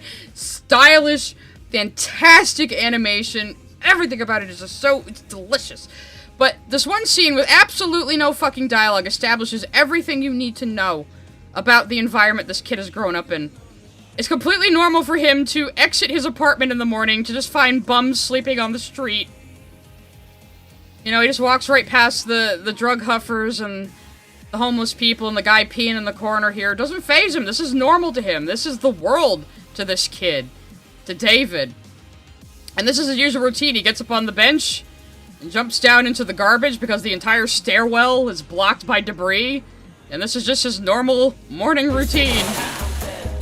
You see how used to it he is. And again, he doesn't know how fucked this is. He is a product of his environment like everyone here. And that's another big thing about this show and about the cyberpunk genre in general, I think, is that the people in it are just used to it. They don't know a better way of living. So they all just kind of succumb to this rotting of society, you know, because they don't know anything else. There is nothing else for them, you know, and I think that's a big part of Cyberpunk as well. And again, it focuses on people on the fringes, people who are counterculture, people who are alt, you know, and a lot of them are just trying to survive. It's not always like they're doing it out of a self-righteous thing to stick it to the man. David and friends are just trying to survive. But again, the motto in Night City is also live fast, die young. They all expect to die young because that's just what happens to people. You know, it's a horrific environment to live in, but it's so normal to our main characters. And that's the compelling part. And you see more, like, he walks outside, heading down the street, there's a chick sticking up a guy over a car accident, and there's just people watching, you know? There's just a guy masturbating out in the open, and another guy tweaking on drugs. A lot of these people probably don't even have houses. Again, it never rains in Night City. It's in the middle of a desert, so people just stay outdoors. There's just people vomiting onto the street. It's just human rot. It's just human rot. Like, live young, die fast, that too. It's just, you know, this is where society has gone. The ultra-rich have what they have, and everyone else, they can get these miraculous cybernetic components. They can get all of this stuff that, like, boosts them beyond human capabilities, but what do they have to eat? Kibble. You get locked out of your apartment if you don't pay your rent. A lot of people are homeless. A lot of people are just rotting and just existing, you know, and that really is the essence of that high-tech, low-life dichotomy that Cyberpunk is built around. But that is not the only aspect of it, but it is one of the core. But again, not all dystopian sci-fi is Cyberpunk. It has to be this very specific confluation of high-tech, low-life, transhumanism, you know, companies overtaking governments. That seems to be, like, the main, and of course counterculture and anti-establishment has to be at least part of it. Even if the characters themselves aren't revolutionaries, it can still be a theme, you know what I mean? But it seems to me that's all the elements that a cyberpunk really needs. High-tech, low-life, counterculture, transhumanism, and corporations overtaking governments. It seems to be it. Oh, it does rain in 2077. I got the impression that it never rains in the anime. I guess that's just something I assumed. So yeah, definitely correct me if I'm wrong. And then he's watching, like, rockets shoot up into space. Something he could never hope to afford. Space tourism is a normal thing in this world as well. And you see a trauma truck, which is going to be important later. So the other thing about it is, because it's so corporatized, even, like, medical rescue is privatized. They don't give a fuck about you if you don't have a payment plan to be helped by them. So an ambulance, EMTs, they won't fuck with you if you aren't a paying customer. They'll literally leave you to die on the street. That's what happens to his mother. You know? Spoilers, by the way. So much is set up here in just this one scene with no dialogue, and it's so fucking good. But yeah, this is what I think this David's walk distills what cyberpunk is to me, you know? That's what I think. Let's stop on a good frame of our boy David. Our poor doomed by the narrative boy. Just spoilers again. At Mr. DeBossBaby6969 send a super chat. I took a shower midway through and missed nothing. Yep, pretty much. Now I'm just talking about Cyberpunk Edgerunners. At Oblivion It's awesome. Blade TD sent a super chat. Honestly though, Cyberpunk is so real. There is literally a game where they will scoop out huge parts of themselves and others and replacing it with military-grade cyberware because it's cheaper than a house. Yeah, so if you can't afford a house, just upgrade your body to not need sleep or food, and you're good, you're golden. You know? I don't know if that is possible. There's that one chick who's replaced her entire mouth, you know, in the show. So hey, I think that's about it for our Friday stream, guys. We've been going for about 3 hours. So I think that's a pretty good length. Friday streams are, like I said, a little more loosey-goosey. Wednesday I might be doing a little bit of drama as a treat. And then next Friday I will do Armored Skeptic because the poll was so close, so I'll cover him next. And maybe the third Friday I'll do Spirit Science just because I wanna and you guys never let me. So that's my plan for right now. So hopefully I will see you on Wednesday. And I'll talk to you guys later. Goodbye.